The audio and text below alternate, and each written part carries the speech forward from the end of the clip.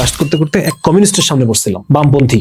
সে আমাকে এমন কিছু প্রশ্ন করছেন, আমার ইমান নড়বড়ে হয়ে গেছে। আপনি যখন শরিয়া কায়েম করার কাজ যখন করতেছেন, তখন এই যে তাবলিগ যে মানুষগুলাকে রেডি করছে, এরা কি আপনার মানে পক্ষের লোক হবে না বিপক্ষের লোক হবে? ইসলামের মেসেজ কি এরকম যে আমার একাকি ঘরে বউ রেখে আমাকে চলে আসতে হবে, চিল্লায় চলে যেতে হবে? দাওয়া জিনিসটাকে আমরা শুধু ভার্বাল মনে করি। দাওয়া শুধু ভার্বাল না, আমাদের জন্য তাবলিগ ছাড়া আমাদের এই তারবিয়াতের আর কোনো মডেল নাই। দাওয়াতের অনেক মডেল আছে, দিনের সাথে সম্পর্ক ছিল, পরবর্তীতে গিয়ে তারা এটা থেকে দূরে চলে গেছে বা তারা অন্যান্য মতাদর্শী হয়ে গেল। কেন? তখন আমি এটা যদি বুঝলাম, সেটা হচ্ছে এই রাষ্ট্র সমাজ এগুলো তো মানুষই করবে, তাবলিগ মানুষটাকে পরিবর্তন করে। যে কখনো মাদ্রাসায় ঢুকে নাই, সে আলেমদের পড়াশোনা, আলেমদের সিলেবাস, আলেমদের জীবনযাপন, তাদের কুরবানি নিয়ে সে কখনো বুঝবে না। বর্তমান যে পশ্চিমা বিশ্বের যে বিবাহ ব্যবস্থা বা নারীর অধিকার বা এইটার তুলনায় ইসলাম কেন শ্রেষ্ঠ? ইসলাম শব্দের অর্থ যদি হয় সাবমিশন, তাবলিগের উদ্দেশ্য হচ্ছে to teach people how to submit. কর্মের পিছনে একটা অপারেটিং সিস্টেম আছে, তাবলিগ এই অপারেটিং সিস্টেম পরিবর্তন করতে চায়। সেনাপতি যখন তার তরবারি হাতে কাফের শাসককে বলতেছে তুমি ইসলামকে কবুল করো, ওটাও তো দাওয়া। তাহলে ওই যে সিএনজি আলার যে ড্রাইভার আছেন, ওনাকে কে দাওয়া করবে? নাকি উনি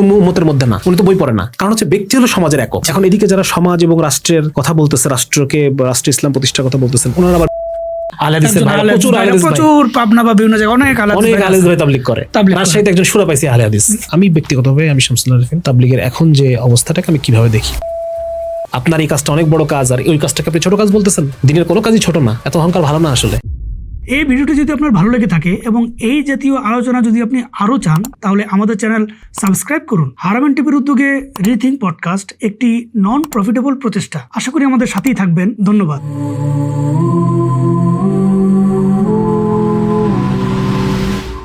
শুরুতেই আমরা আপনার কাছে জানতে চাবো, আপনি তো মূলত জেনারেল লাইনে ছিলেন, জেনারেল লাইন পড়াশোনা করেছেন, পরবর্তীতে আপনি দিনী বুঝ পেয়েছেন এবং দাওয়াতি মেহনতের সাথে আপনি জড়িত হয়েছেন।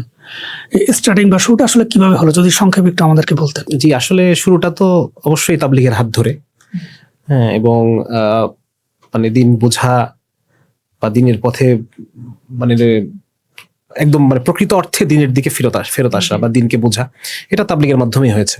যদিও ছোটবেলা থেকে বিভিন্ন বইপত্র, দিনী বইপত্রের সাথে একটা সংযোগ ছিল, কিন্তু আসলে মানে প্র্যাকটিসিং যেটা আর কি, এটা তাবলীগের মাধ্যমেই আমার আসার সুযোগ হয়েছে।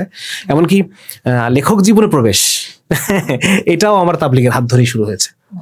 হ্যাঁ, কারণ আমি যাদের হাত ধরে আমার তাবলীগ বোঝা, আমার পিছনে যারা মেহনত করেছেন, আমি দেখেছি যে তাদের যে রুমটা ছিল, যে তাবলীগের ছেলেরা যে রুমটাতে থাকতো, এই রুমে প্রায় 5 থেকে 6 লক্ষ টাকার বই আমি দেখেছি।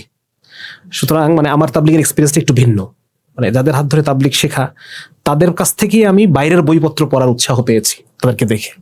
এবং দ্বিতীয়ত যে লেখক মানে লেখালেখির এদিকে আসার পিছনেও আমার একটা অন্যতম একটা ইয়ে ছিল যে আপনারা জানেন যে ডেইলি স্টারের যিনি মানে সম্পাদক মাহফুজ আনাম, ওনার মেয়ে তাহমিমা আনাম, তার লেখা একটা বই খুব মানে আন্তর্জাতিক পুরস্কারও পেয়েছে।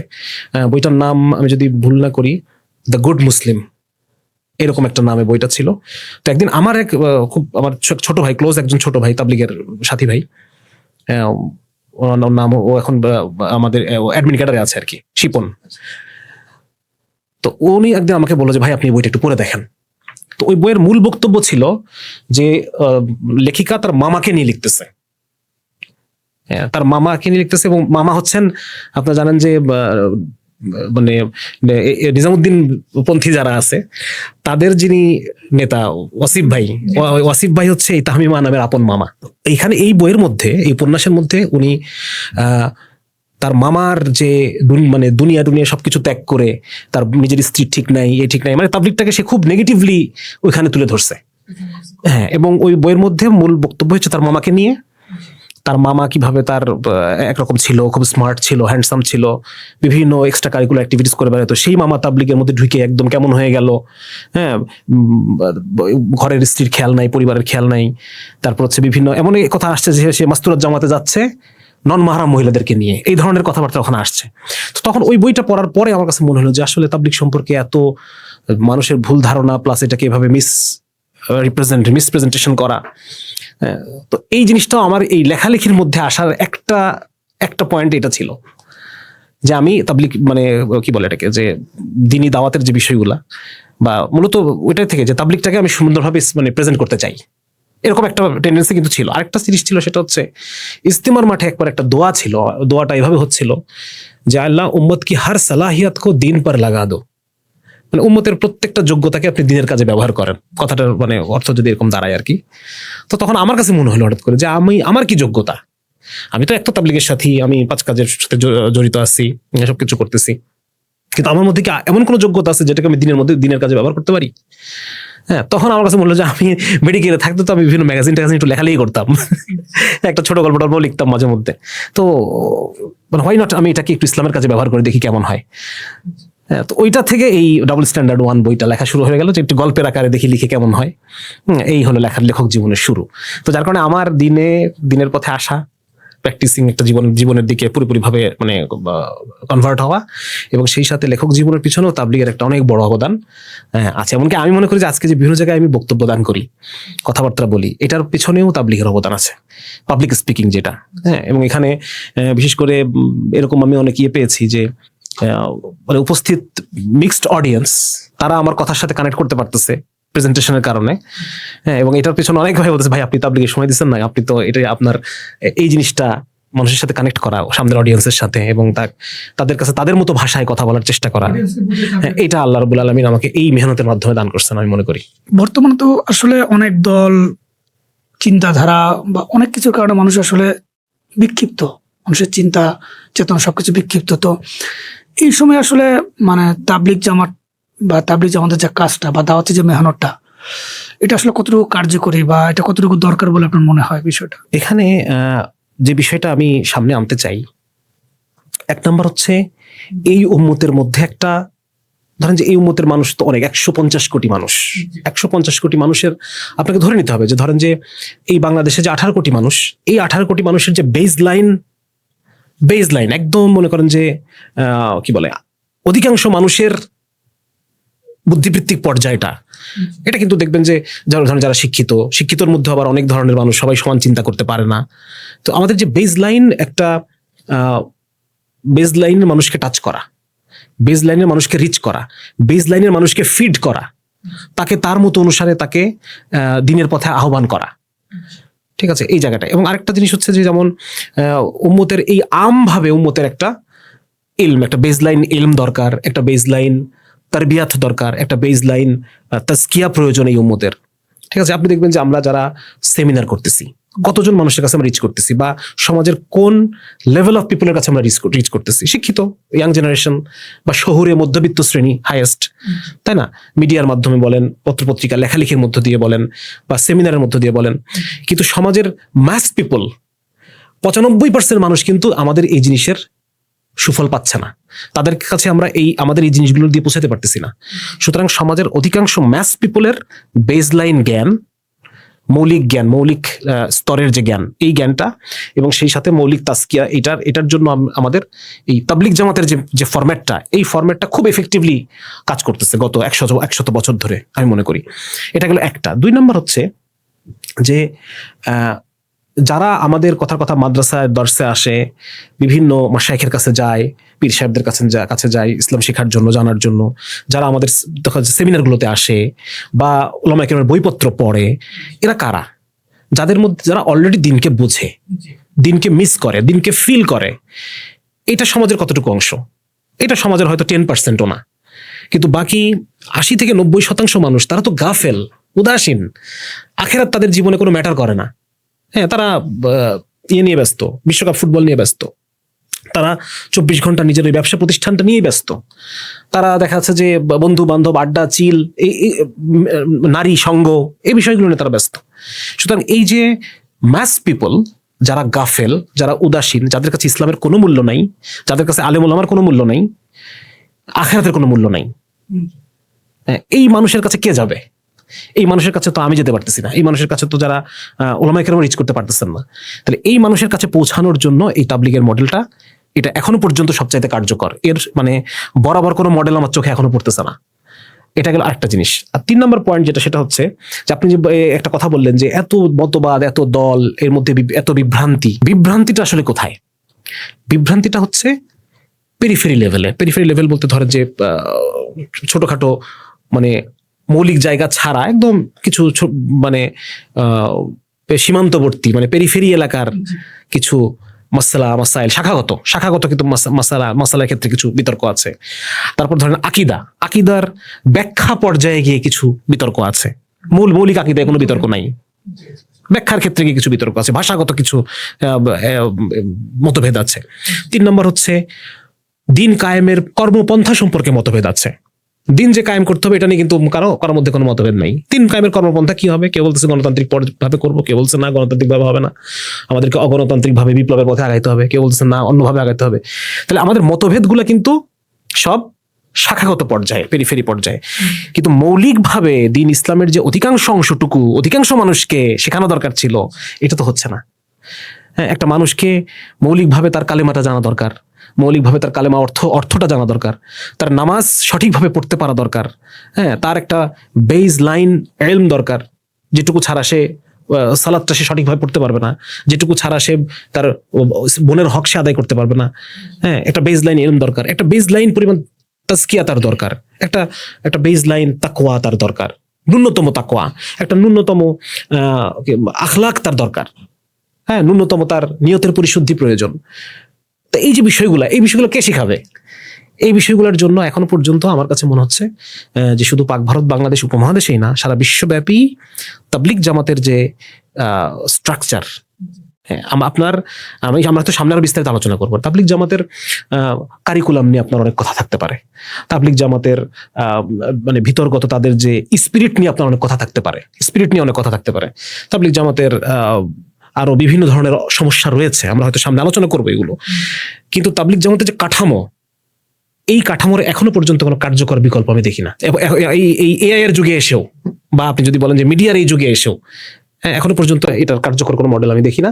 হয়তো সামনে ব্যাপারগুলো আরো ক্লিয়ার হবে ইনশাআল্লাহ। আচ্ছা, এখানে একটা বিষয় প্রাসঙ্গিকভাবে আসে, সেটা হচ্ছে আপনি যেটা বললেন যে অনেকে বই পড়ে জানছে, অনেকে সেমিনারে যাচ্ছে, তো সেই হিসেবে পার্সেন্টেজটা কম। বাকি তবলিগ জামাতের মাধ্যমে একটা ম্যাসিভ, একটা বড় সংখ্যক মানুষের কাছে যাওয়ার পথ আমরা দেখতে পাচ্ছি। বর্তমান সময়ে আমরা যেটা দেখতে পাই যে বর্তমানে তো মিডিয়ার যুগ, অনলাইনের যুগ, এর মাধ্যমে আমরা বিশাল একটা জনগোষ্ঠীর কাছে আমরা যেতে পারছি। এইখানে আসলে অনলাইনের যে দাওয়াতি প্ল্যাটফর্ম, এটা কি আসলে তবলিগ জামাতের বর্তমান যে কাঠামো এবং যে কাজের যে পদ্ধতি, এটা কি আসলে বিট করে কিনা, বা এটার দ্বারা বিকল্প হয় কিনা? আচ্ছা, চমৎকার, এটা খুব গুরুত্বপূর্ণ প্রশ্ন করছেন ভাই। সেটা হচ্ছে অনলাইন ভিত্তিক যে অনলাইন জগৎটার একটা জেনারেল টেন্ডেন্সি আমি বলি, সেটা হচ্ছে অনলাইন জগৎটাই হচ্ছে এরকম, এটা খুবই সুপারফিশিয়াল, উপর দিয়ে। অনলাইন কখনোই আপনার অন্তরকে টাচ করবে না, 1 নম্বর। 2 নম্বর হচ্ছে যে মানে কথা আমি আপনার সামনে বসে আপনাকে যে কথাটা আমি বলতেছি, এটা আপনাকে যতটুকু টাচ করবে, অনলাইনে আপনি একটা লেকচার শুনতেছেন, ওইটা আপনাকে ওই পরিমাণ টাচ করবে না। এটা হলো 1 নম্বর। 2 নম্বর হচ্ছে আপনি নিজে এটা বুঝতে পারবেন কিভাবে। আপনি একজনকে SMS দিয়ে দাওয়াত দিলেন যে ভাই আমার মেয়ের বিয়ে, আপনি আইসেন, আর আপনি সশরীরে গিয়ে তার কাছে আপনি তাকে বললেন ভাই আমার মেয়ের বিয়ে, আপনি আসেন।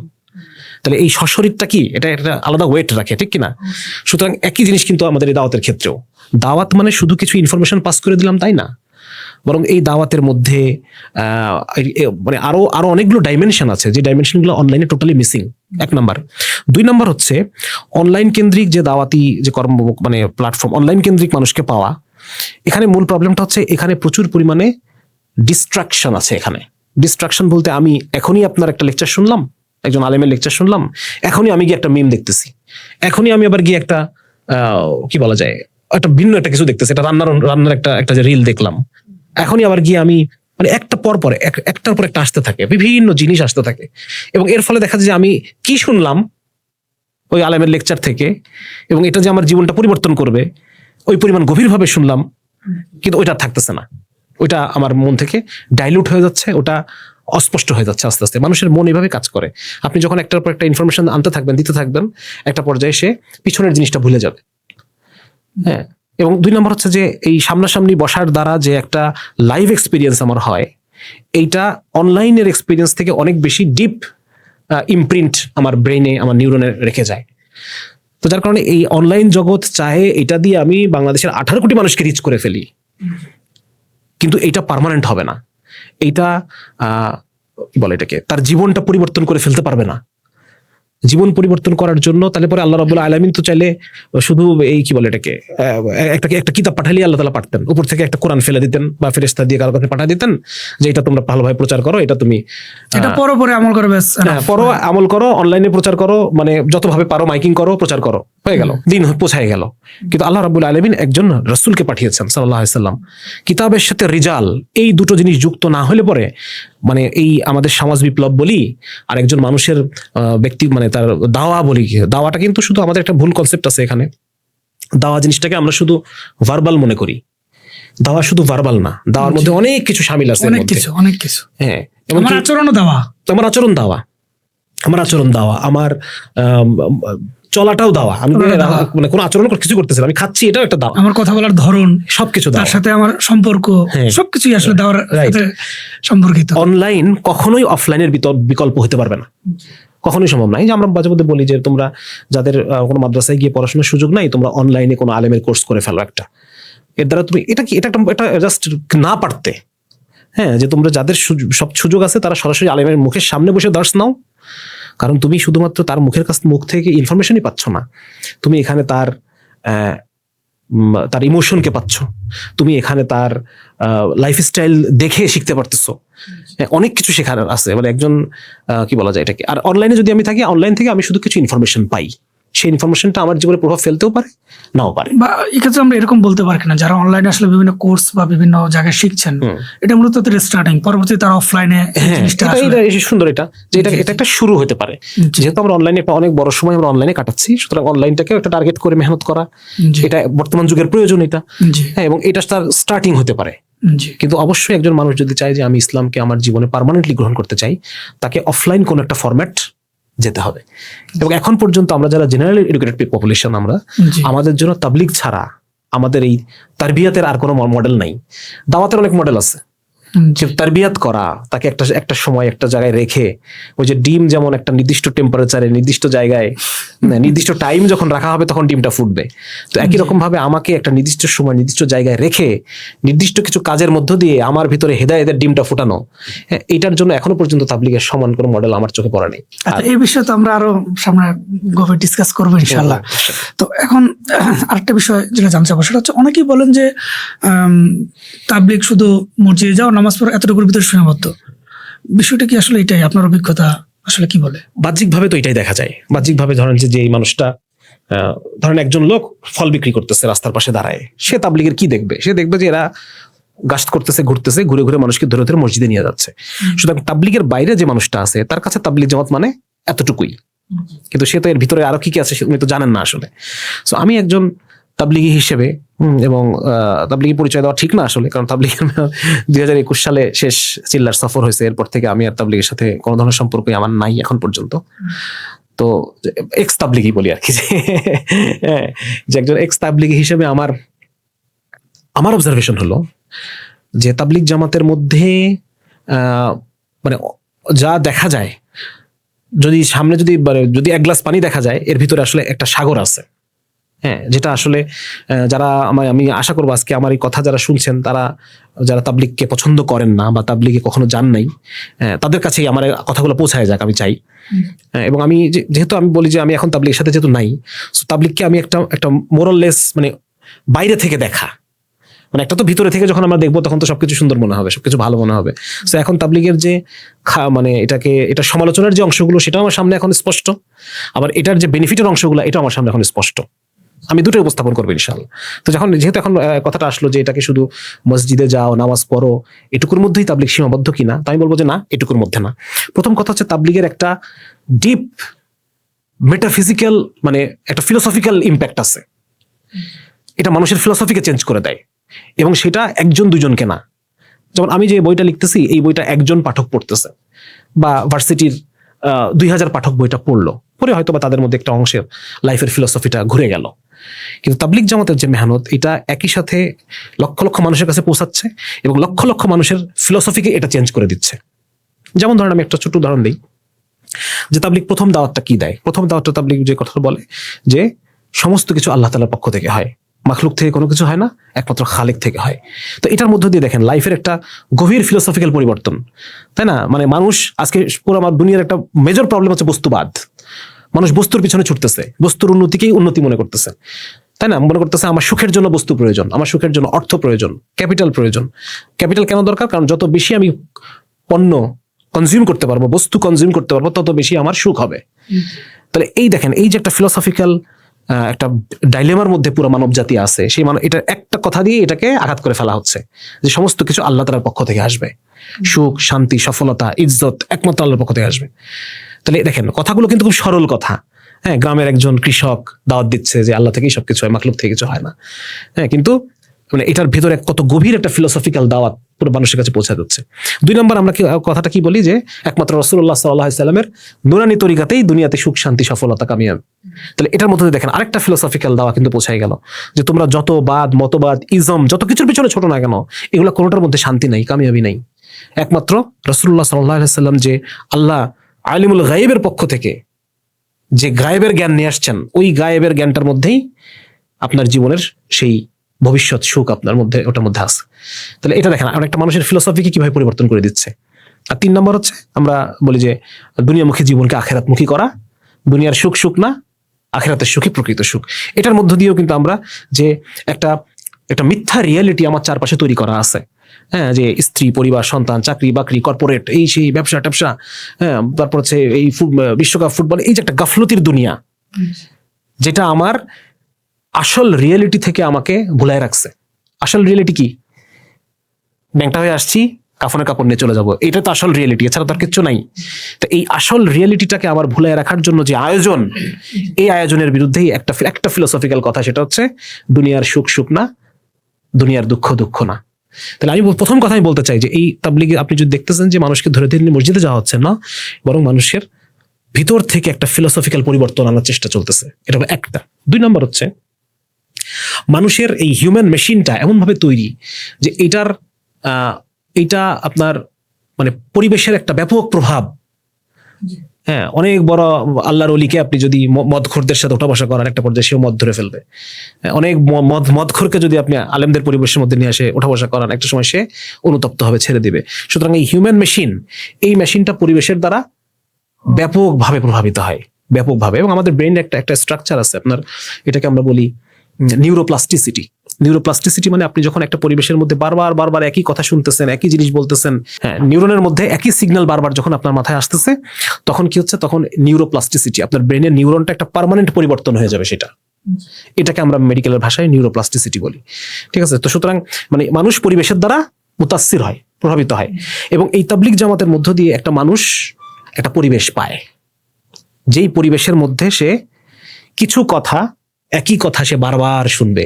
অনেকেই তো এই অবজেকশন দেয় যে এই তাবলীগের মধ্যে কোনো তথ্যমূলক কোনো কথাবার্তা নাই, একই কথা বারবার, একই বই কেন বারবার পড়তে হবে, একই কথা বারবার আওড়াচ্ছে কেন?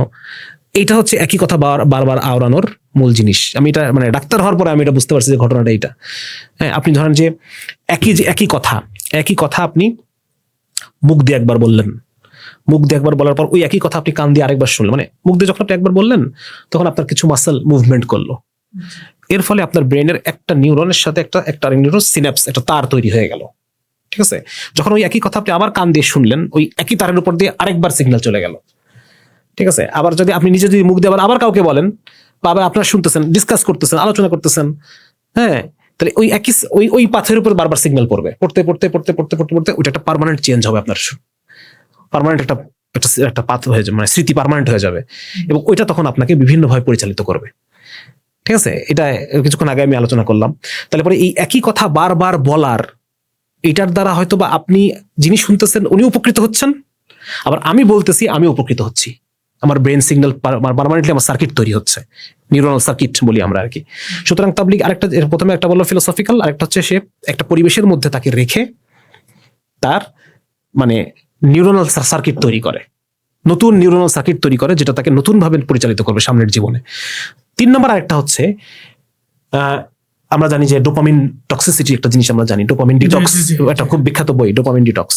যে আমরা এই যে অনলাইনের যুগে, বা ধরেন যে আমরা ডিজিটাল অ্যাডিকশন, এবং আমরা কেউ পর্নোগ্রাফি অ্যাডিক্টেড, কেউ স্ক্রিন অ্যাডিক্টেড, গেম অ্যাডিক্টেড, হ্যাঁ, বা ধরেন বিভিন্ন বিষয়ে আমরা অ্যাডিকশন তৈরি হয় আমাদের মধ্যে। যে প্রেম করতেছে সে অ্যাডিক্টেড, অ্যাকচুয়ালি কোন একটা মেয়ের প্রতি সে অ্যাডিক্টেড, তাই না? কেউ যদি দেখা যাচ্ছে যে সে ইসলাম ভুলে সে শুধুমাত্র তার চাকরি করতেছে, ব্যবসায় করতেছে, সেও অ্যাডিক্টেড, সে ওটার মধ্যে তার ডোপামিন খুঁজে নিচ্ছে। তো এইটার জন্য একটা ডোপামিন ডিটক্স প্রয়োজন, ডোপামিন ডিটক্স। এবং এটার একটা বিখ্যাত বই আছে, এটা ডক্টর অ্যানা লেম্পকে ওনার লেখা, বইটার নাম হচ্ছে দ্য ডোপামিন নেশন। এই বইয়ের মধ্যে উনি আলোচনা করছেন যে ডোপামিন ডিটক্স হওয়ার জন্য কি দরকার। কারণ এই ডোপামিন যদি টক্সিসিটি কারো থাকে, সে বাস্তব জীবনের কোনো কিছুতে আনন্দ পাবে না। সে বুঝছেন, এই যে ধানের খেতে বাতাসের খেলে যাওয়া দেখে একটা আনন্দ, এই আনন্দ সে পাবে না কখনো। মায়ের সাথে আধা ঘন্টা গল্প করার মধ্যে যে একটা আনন্দ, এই আনন্দ সে কখনো পাবে না। কারণ তার ওই রিলস না দেখলে পরে সে তার আনন্দই পাবে না। সে পর্নোগ্রাফি না দেখলে সে তার ওই থ্রেশহোল্ড ক্রসই করবে না। যতটুকু পরিমাণ ডোপামিন তাকে আনন্দের ফিল দেওয়ার জন্য দরকার, ওইটা ওই এই সামান্যতে হবে না। তার বড় বড় জিনিস লাগবে, নতুন নতুন পর্নোগ্রাফি লাগবে, তার নতুন নতুন মেয়ের সাথে তাকে কথা বলতে হবে। তাহলে এই যে আমার বাস্তব জীবনে পৃথিবীতে থাকার দ্বারা আমরা টক্সিসিটি আমাদের ডেভেলপ করে, টক্সিক হয়ে যাই আমরা। এই টক্সিসিটিটাকে কমানোর জন্য কি করতে হবে উনি বলতেছেন, ওই ডক্টর অ্যানা লেম্পকে উনি বলতেছেন যে আপনাকে একটাই উপায়, সেটা হচ্ছে টোটাল অ্যাবস্টিনেন্স। এই সব বাদ দিতে হবে। দেখেন, আমি সাথে সাথে আমার মাথা হিট করছে, তাবলিগে যখন আমরা যাইতাম আমাদেরকে বলা হয়তো মোবাইল রেখে চিল্লা দাও, মোবাইল রেখে আসো, হ্যাঁ, বা মোবাইল বন্ধ করে ফেলো, মোবাইল আমি সাহেবের কাছে জমা দাও, ঠিক আছে না? কমপ্লিট অ্যাবস্টিনেন্স। এরপর দেখেন ডক্টর কি বলতেছে, উনি বলতেছেন যে যখন আপনি মানে একদম কমপ্লিটলি আপনি এই আপনার লাইফের যা যা কিছু আপনাকে ডিফোকাস করে ফেলতো, যা যা কিছু আপনাকে রিয়েলিটি থেকে বাইরে নিয়ে গেছে, যা যা কিছু আপনাকে টক্সিসিটি ডেভেলপ করছে, ফলস আনন্দ দিছে এতদিন পর্যন্ত, এই জিনিসগুলোর সাথে যখন আপনি নিঃসম্পর্ক ঘোষণা করলেন, এরপর আপনার কি আসবে? আপনার ক্রেভিং আসবে। ক্রেভিং মানে আপনি বারবার ওটা ফেরত যেতে চাবেন বারবার। আপনি আবার ওই দেখবেন যে চিল্লার প্রথম দিকে অনেকে পলায় যায়, হ্যাঁ, অনেকে চিল্লা ছেড়ে চলে যায়, তো বারবার আপনি ওটা আগের জীবনে ফেরত যেতে চাবেন। কিন্তু কোনোভাবে যদি আপনি 14 দিন পার করে ফেলেন, এই 14 দিন পার করার পরে আপনার ব্রেনে নতুন সার্কিট তৈরি হওয়া শুরু হবে। এবং এই সার্কিটটা তৈরি হতে সময় লাগবে কতদিন? উনি বলতেছেন 30 থেকে 90 দিন। আমি সাথে সাথে চিন্তা করলাম যে আল্লাহু আকবার, আমরা 40 দিনের একটা চিল্লা আছে আমাদের, হ্যাঁ, আবার 120 দিন। মানে কেউ যদি 120 দিন মোবাইল টোবাইল সবকিছু ছাড়া বা শুধুমাত্র বাটন ফোন নিয়ে বা আপনার সাথে কথা বলার জন্য এইটুকু যদি নিয়ে কেউ যদি চিল্লাই বের হয়, সে অলরেডি মানে তার দুনিয়ার যত টক্সিসিক, দুনিয়ার যত অ্যাডিকশন, দুনিয়ার যত জিনিস তার জীবনটাকে নষ্ট করে রাখছে, এই সব কিছু থেকে সে একটা ফ্রেশ হয়ে নতুন ব্রেন নিয়ে সে চলে আসছে। তার ব্রেনের আগের সার্কিটগুলো সব ভেঙে গেছে, তার নতুন সার্কিট তৈরি হয়েছে। একই কথা বারবার শুনছে, একই জায়গায় বারবার ছিল, নতুন সার্কিট নিয়ে সে ফেরত একটা নতুন মানুষ হিসেবে সে ফেরত আসছে। তাহলে তাবলিগ জামাতকে আমরা যদি শুধু মনে করি যে এটা শুধু নামাজে ধরে ধরে নিয়ে যাওয়া, ওটা কিন্তু আসলে তা না, এটা একটা গ্রেভ ইম্প্যাক্ট আছে। আচ্ছা, আরেকটা জিনিস আমি এখানে উল্লেখ করি, সেটা হচ্ছে তাবলিগ জামাত আপনাকে এরপর যেটা দিবে সেটা হচ্ছে একটা কমিউনিটি আপনাকে দিবে, একটা কমিউনিটি, সমমনা, যারা ইসলামটাকে তার মূল সফটওয়্যার বানায় চলতে চায়, এরকম কিছু মানুষের একটা কমিউনিটি আপনাকে দিবে। যে আপনাকে যদি কিছুদিন সে তালিমে না দেখে আপনার বাসায় চলে গেছে, হ্যাঁ, এই কমিউনিটি আপনি কোথায় পাবেন? এটা কোনো বিকল্প কি? আমি যখন দিন থেকে হারায় যাব, মানুষের অন্তত সবসময় একরকম, শয়তান তো কন্টিনিউয়াস মেহনত করতেই থাকে। তাহলে আমি যদি দিন থেকে একটু পা ফসকায় চলে যাই, আমাকে উদ্ধার করার জন্য আরো লোক আছে। এই কমিউনিটিটা আপনাকে কেউ দিবে না তবলিগ ছাড়া। সুতরাং এটাও একটা জিনিস যে এখানে আপনি একটা কমিউনিটি পাবেন। আর লাস্টে যেটা, সেটা হচ্ছে সোশ্যালাইজেশন। সোশ্যালাইজেশন হচ্ছে আমাদের মধ্যে অনেক ধরনের মানুষ থাকে, অনেক মানুষ থাকে মিশতে পারে, অনেক ধরনের মানুষ থেকে মিশতে পারে না মানুষের সাথে, হ্যাঁ। সেখানে দেখা যাচ্ছে যে, যেমন একটা উদাহরণ দিই, রাসূলুল্লাহ সাল্লাল্লাহু আলাইহি ওয়াসাল্লামকে জিজ্ঞাসা করা হয়েছে একজন সাহাবী যে, ইয়া রাসূলুল্লাহ, আমি খুব বদমেজাজি, আমার খুব রাগ। তো আল্লাহ রাসূল বলেন, তুমি অপরিচিত মানুষের সাথে বেশি বেশি সফর করো। কোথায় পাবেন আপনি? আপনাকে এই ফরম্যাট কে দিবে অপরিচিত মানুষের সাথে সফর করার? একমাত্র তাবলিগ ছাড়া। তাবলিগের মেহনতের মধ্যে যখন একজন মানুষ আসে, আমি দেখছি, আমি আমার নিজের পরিচিত আত্মীয়কে দেখছি, এমন রাগী উনি, সারা জীবন অফিসার ছিলেন, খুব ভম্বিত, মানে সারাক্ষণ মানুষকে কমান্ড করছেন, তাবলিগে গিয়ে একদম সোজা হয়ে চলে আসছে। কারণ হচ্ছে ওখানে তো কমান্ড করার কেউ নাই, ওখানে আপনি রাখবেন, কিন্তু রাগটা দেখাবেন কার উপরে? যাকে দেখাবেন সেও যদি একটা রিয়াক্ট করে বসে।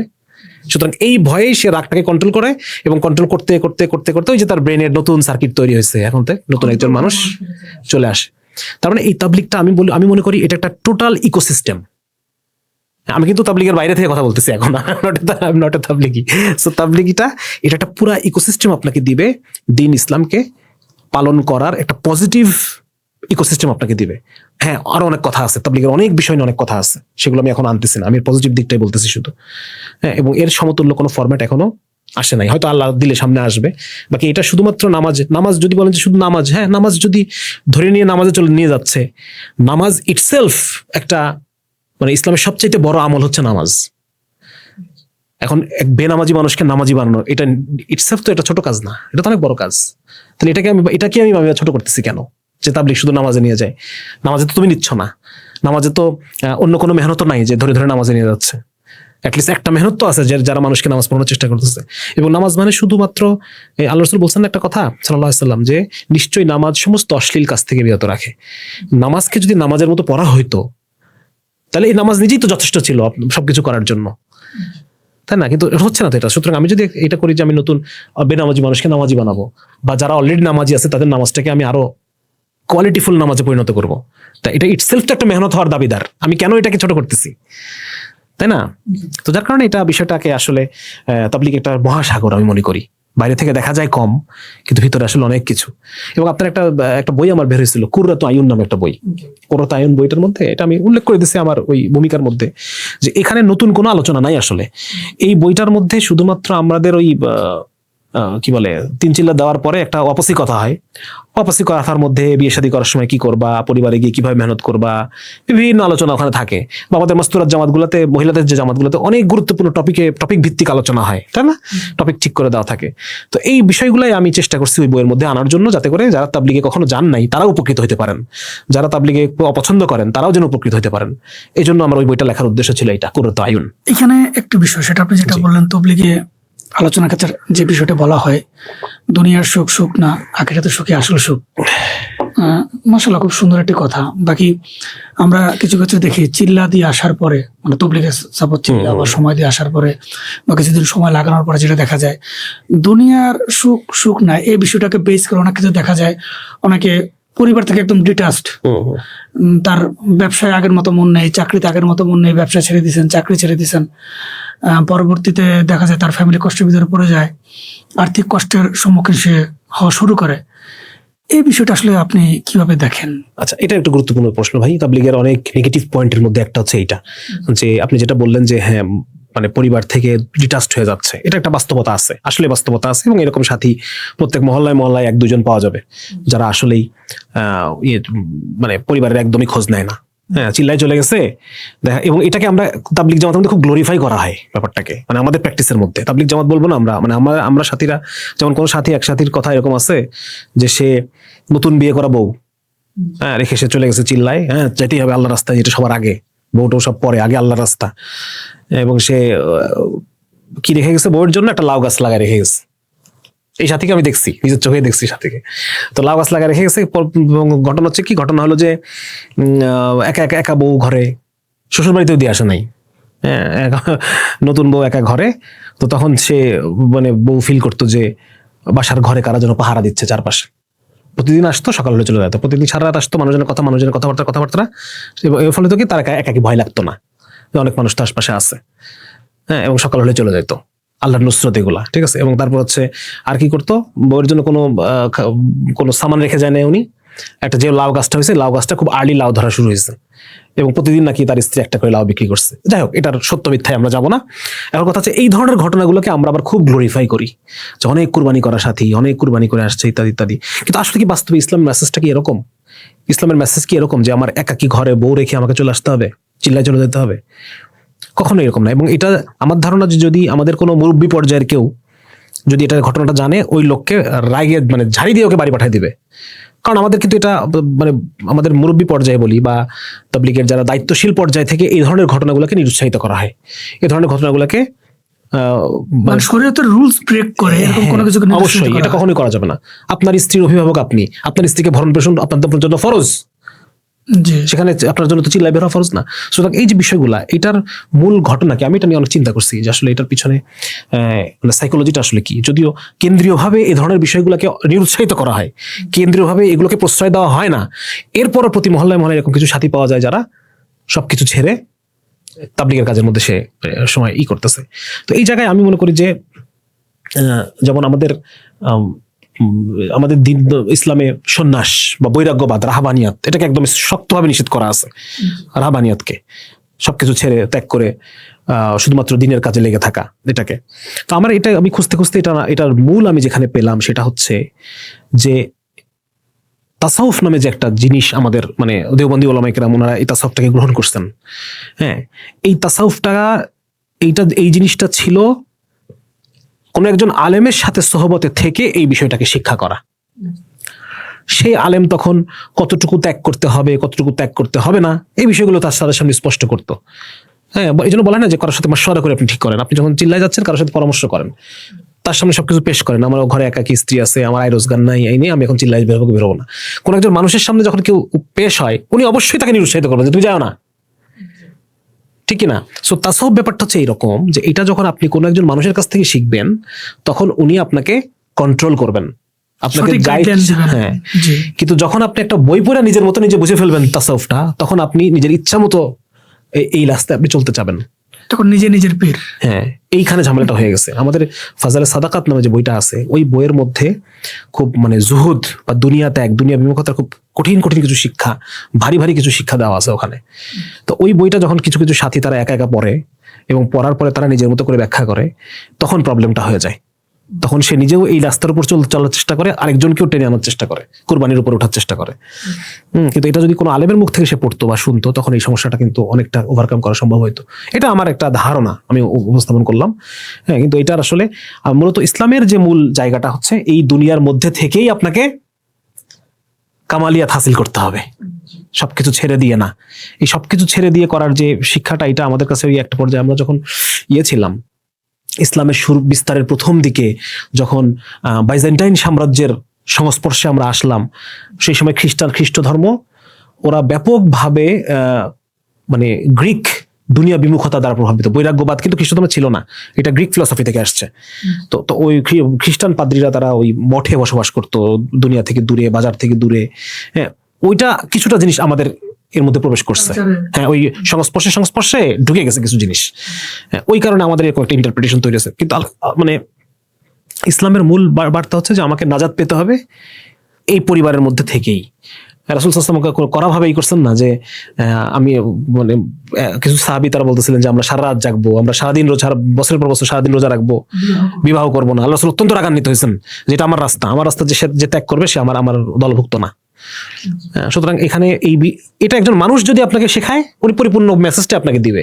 কিন্তু একটা বই যখন পড়ে আপনি নিজে নিজে ব্যাখ্যা করে বসবেন, সিদ্ধান্তে চলে যাবেন, তখন তো এই ধরনের সমস্যাগুলো ঘটবেই। খুবই স্বাভাবিক এটা। তো আমরা যেটা বুঝতে পারলাম, আসলে আমরা যদি সাধারণ মানুষ যারা দিনের লাইনে চলার চেষ্টা করি, সেক্ষেত্রে যদি আমরা ওলামা কেরামের তত্ত্বাবধান বা ওনাদের পরামর্শ আমরা যদি চলি, তাহলে আমাদের দ্বারা আসলে ভুল ত্রুটি হওয়ার সম্ভাবনা অনেক কমে যায়। মানে এক্সট্রিম এটাকে নিয়ন্ত্রণ উলামায়ে কেরাম করতে পারবেন আর কি। জি জি জি, যেহেতু ওনাদের সামনে কোরআন হাদিস ব্যাখ্যা পুরোটা আছে, সবকিছুই আছে।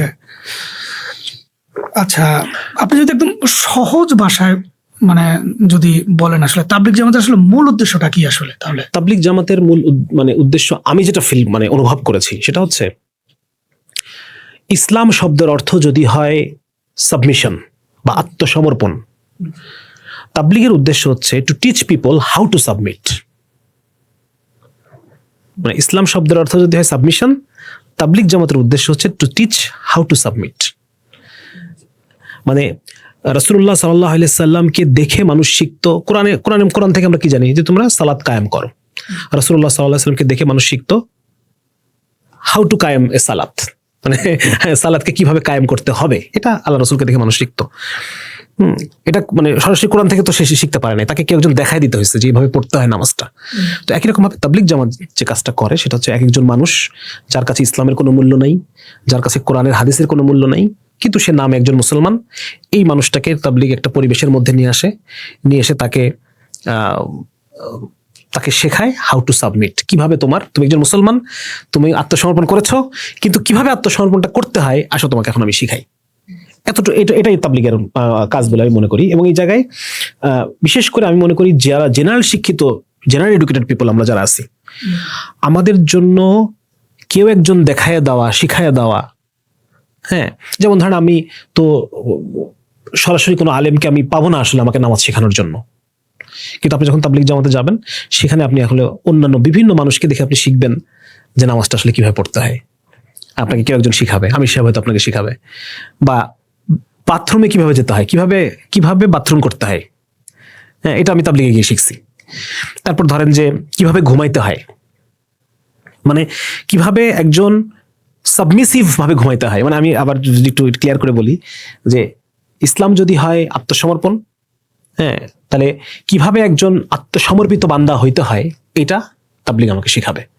কিভাবে একজন আত্মসমর্পিত বান্দার মতো ঘুমাইতে হয়, আত্মসমর্পিত বান্দার মতো খেতে হয়, আত্মসমর্পিত বান্দার মতো কথা বলতে হয়, চলাফেরা করতে হয়, হ্যাঁ, পেশাব পায়খানা করতে হয়, ঘুমাইতে হয়, এই জিনিসগুলো আমাকে তাবলীগ শেখাবে। এবং 2 নম্বর হচ্ছে তাবলীগ আমাকে আরেকটা জিনিস শেখাবে, সেটা হচ্ছে যে কিভাবে একজন আত্মসমর্পিত বান্দার মতো চিন্তা করতে হয়, যে জায়গাটা আমাদের সবচেয়ে বড় সংকট এখন। আমরা এখন অনেকে অনেক কিছু বুঝি, অনেক কিছু জানি, অনেক কিছু পড়ি, কিন্তু আমরা জানি না হাউ টু থিঙ্ক। আমার সামনে যখন একটা বিষয় আসে তখন আমি বিষয়টাকে কিভাবে এটাকে চিন্তা করা উচিত, এই বিষয়টা আমরা জানি না। এই জায়গায় তাবলীগ আমাদের একটা মৌলিক পরিবর্তন আনার চেষ্টা করে, যদিও এটা মানে বিভিন্ন কারণে এটা ফ্রুটফুল হচ্ছে না। বাকি আমি ফরম্যাটটা নিয়ে কথা বলতেছি, এটার মানে প্রয়োগ নিয়ে কথা বলতেছি না, ঠিক আছে? সো আমি মনে করি যে তাবলীগের এইটা কিতাব এবং রিজালের যে অভাব, এই অভাবটা তাবলীগ পূরণ করতে পারে। সেই পটেনশিয়াল তাবলীগের আছে, হচ্ছে না সেটা ভিন্ন বিষয়। আরেকটা উদাহরণ আমি আপনাকে দিই, সেটা হচ্ছে আমাদের একটা সুনামগঞ্জে একটা চিল্লা ছিল আমাদের।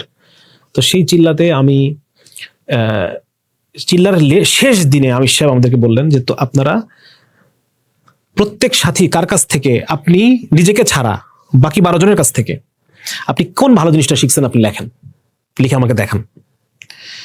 হ্যাঁ, মানে ব্যাপারটা হচ্ছে এরকম যে আপনি তাকওয়া শব্দটা আপনি শুনছেন, কিন্তু আসলে তাকওয়া কাকে বলে এইটা আপনাকে শেখাইতে হলে মানে কাউকে দেখে শিখতে হবে, তাই না?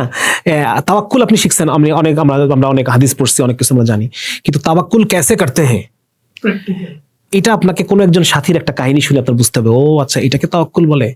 মানে উনি হয়তো বা তার জীবনে এমন একটা তাওয়াক্কুল করছেন কখনো একটা, হ্যাঁ, বা কখনো আপনার চোখের সামনে হয়তো কোনো একটা বিষয়, তার একটা সংবাদ আসছে বাড়ি থেকে, উনি এমন ভাবে সংবাদের উপর তাওয়াক্কুল করলেন, দেখে আপনি তাওয়াক্কুলটা শিখে ফেললেন। তাকওয়া, তাওয়াক্কুল, শুকর, সবর, মানে অ্যাবস্ট্রাক্ট যে শিক্ষাগুলো আপনি কোনো বই থেকে পাবেন না। বই থেকে আপনি ইনফরমেশন পাবেন, কিন্তু আসলে কিভাবে कैसे करते हैं এটা, মানে এই সাবমিশন कैसे करते हैं এইটা আপনাকে আসলে শেখানোর জন্য রিজাল্ট দরকার। কিন্তু ওই রিজাল্ট আপনি পাচ্ছেন না সবখানে, মানে ম্যাস ভাবে পাচ্ছেন না। গণমানুষ 1 লক্ষ মানুষ রিজাল্ট কই পাবে? কিন্তু 1 লক্ষ মানুষ যদি তাবলীগের জামাতে বের হয় কথা ইস্তেমার পরে, এই মানুষগুলা রিজাল্ট পাচ্ছে, সে শিখতে পারতেছে। একটা মানে কিতাব এবং রিজাল, এই দুটার সমন্বয়ে যে প্রকৃত যে ইসলামের শিক্ষাটা, এটা সম্ভব হচ্ছে না, ভিন্ন আলাপ। কিন্তু এই তাবলীগের ওই পটেনশিয়াল আছে দেওয়ার মতো। তাবলীগ জামাত আসলে মানুষের মানে পরিবর্তনের ক্ষেত্রে কি চায়, যে বাহ্যিক পরিবর্তনটা হোক নাকি আসলে ভিতরটাও পরিবর্তন হোক, এই বিষয়টা আসলে কিরকম দেখে? এটা আমরা ওই ফিলোসফিক্যাল আলোচনার মধ্যে অনেকটা চলে আসছে যে কি ফিলোসফিক্যাল পরিবর্তন ঘটাইতে চায়। আমি মনে করি তাবলীগ যেমন হচ্ছে, যেমন ধরেন এটা একটা ট্যাব, এই ট্যাবের একটা অপারেটিং সিস্টেম আছে, ট্যাবের এই যে বাইরের খোলস আছে, এটার একটা কিছু লেবাস পোশাক আছে, হ্যাঁ, এবং এটার একটা ভিতরের একটা সফটওয়্যার আছে যেটা দিয়ে ও চলে, একটা অপারেটিং সিস্টেম আছে। তো একইভাবে আমি এই মানুষের তো একটা পোশাক দেখতেছি আমরা, এটা পোশাক আছে, কিন্তু এই পোশাকটা আছে, কিন্তু পোশাকের ভিতরে এই মানুষের একটা অপারেটিং সিস্টেম আছে। হ্যাঁ, আমি খায়াবো, আমি কিভাবে চিন্তা করব, আমি কিভাবে হাঁটবো, চলবো, ফিরবো, নামাজের আজান হয়ে গেছে, এখন নামাজ পড়বো নাকি পড়বো না, আমার মানে কর্মের পিছনে একটা অপারেটিং সিস্টেম আছে। তাবলীগ এই অপারেটিং সিস্টেম পরিবর্তন করতে চায়। তাবলীগ মানুষের এই সফটওয়্যারটাকে পরিবর্তন করতে চায়। এখন আপনি যখন সফটওয়্যার পরিবর্তন করে ফেলবেন, তখন এটার আলামত বাইরেও প্রকাশ পাবে। সেই মানুষটার মাথায় একাই টুপি উঠবে, সেই মানুষটার একটা গায়ে পোশাকটা দেখাচ্ছে, তার শার্ট বা প্যান্ট পরতো আগে, এটা শেয়ার পড়তে, এটাকে পছন্দ করতেছে না। সে হয়তো বা নতুন কোন একটা পোশাককে পছন্দ করতেছে, যেটাকে সে তার রুচি পরিবর্তন হয়ে গেছে, তার পছন্দ পরিবর্তন হয়ে গেছে, তার আগ্রহ পরিবর্তন হয়ে গেছে। কিন্তু মূল জায়গা যেটা কাজ করে সেটা হচ্ছে তাবলীগ ফিলোসফিক্যাল জায়গাতে, তার বিশ্বাসের জায়গাতে, মেটাফিজিক্সের জায়গাতে কাজ করতে চায়, যেটা তার কর্মকে পরিবর্তন করে ফেলে। ঠিক আছে, তার কর্মের মোটা কথা আমি যদি বলি, আরেকটু সহজ করে বলি, 3টা জায়গায় কাজ করতে চায়। 1 নম্বর হচ্ছে তার বিশ্বাস বা মেটাফিজিক্সের জায়গায় পরিবর্তন আনতে চায়, তার জীবনের লক্ষ্য কি, উদ্দেশ্য কি, এই বিষয়গুলোতে একটা পরিবর্তন আনতে চায়।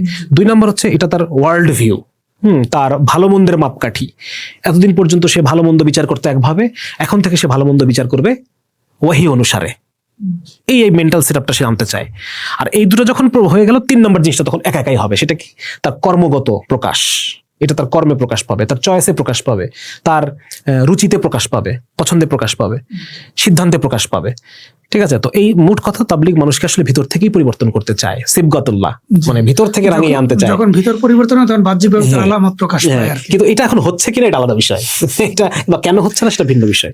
জি জি, বর্তমানে তো ইসলাম নিয়ে আসলে হাজার রকম বক্তব্য শোনা যায়, অনেক মতবাদ, অনেক কিছু। আসলে এর মাঝে একজন সাধারণ মুসলমান আসলে কিভাবে সঠিক পথে থাকবে?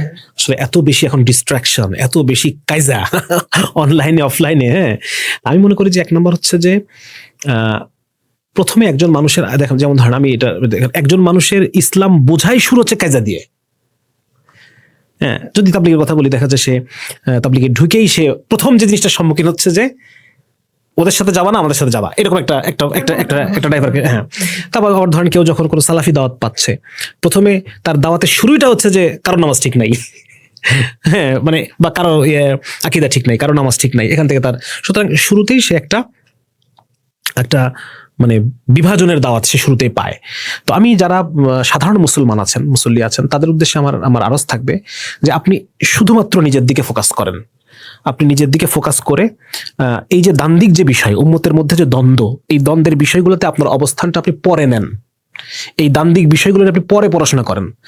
আগে আপনি যে বিষয়টা পড়াশোনা করবেন সেটা হচ্ছে মানে বেজ লাইন, মানে ন্যূনতম বেজ লাইন যে জ্ঞান, এই জ্ঞানটা আপনি অর্জন করেন, ফরজ পরিমাণ জ্ঞান। 2 নম্বর হচ্ছে বেজ লাইন আত্মশুদ্ধি, মানে মানে কর্মশুদ্ধি আর কি, মানে বিদআত মুক্ত সুন্নাহ সম্মত আমল, বেজ লাইন, এটা আপনি জ্ঞান অর্জন করেন। আর 3 নম্বর হচ্ছে চিন্তাগত শুদ্ধি। আমি 3টা জিনিসে ভাগ করছি এটাকে।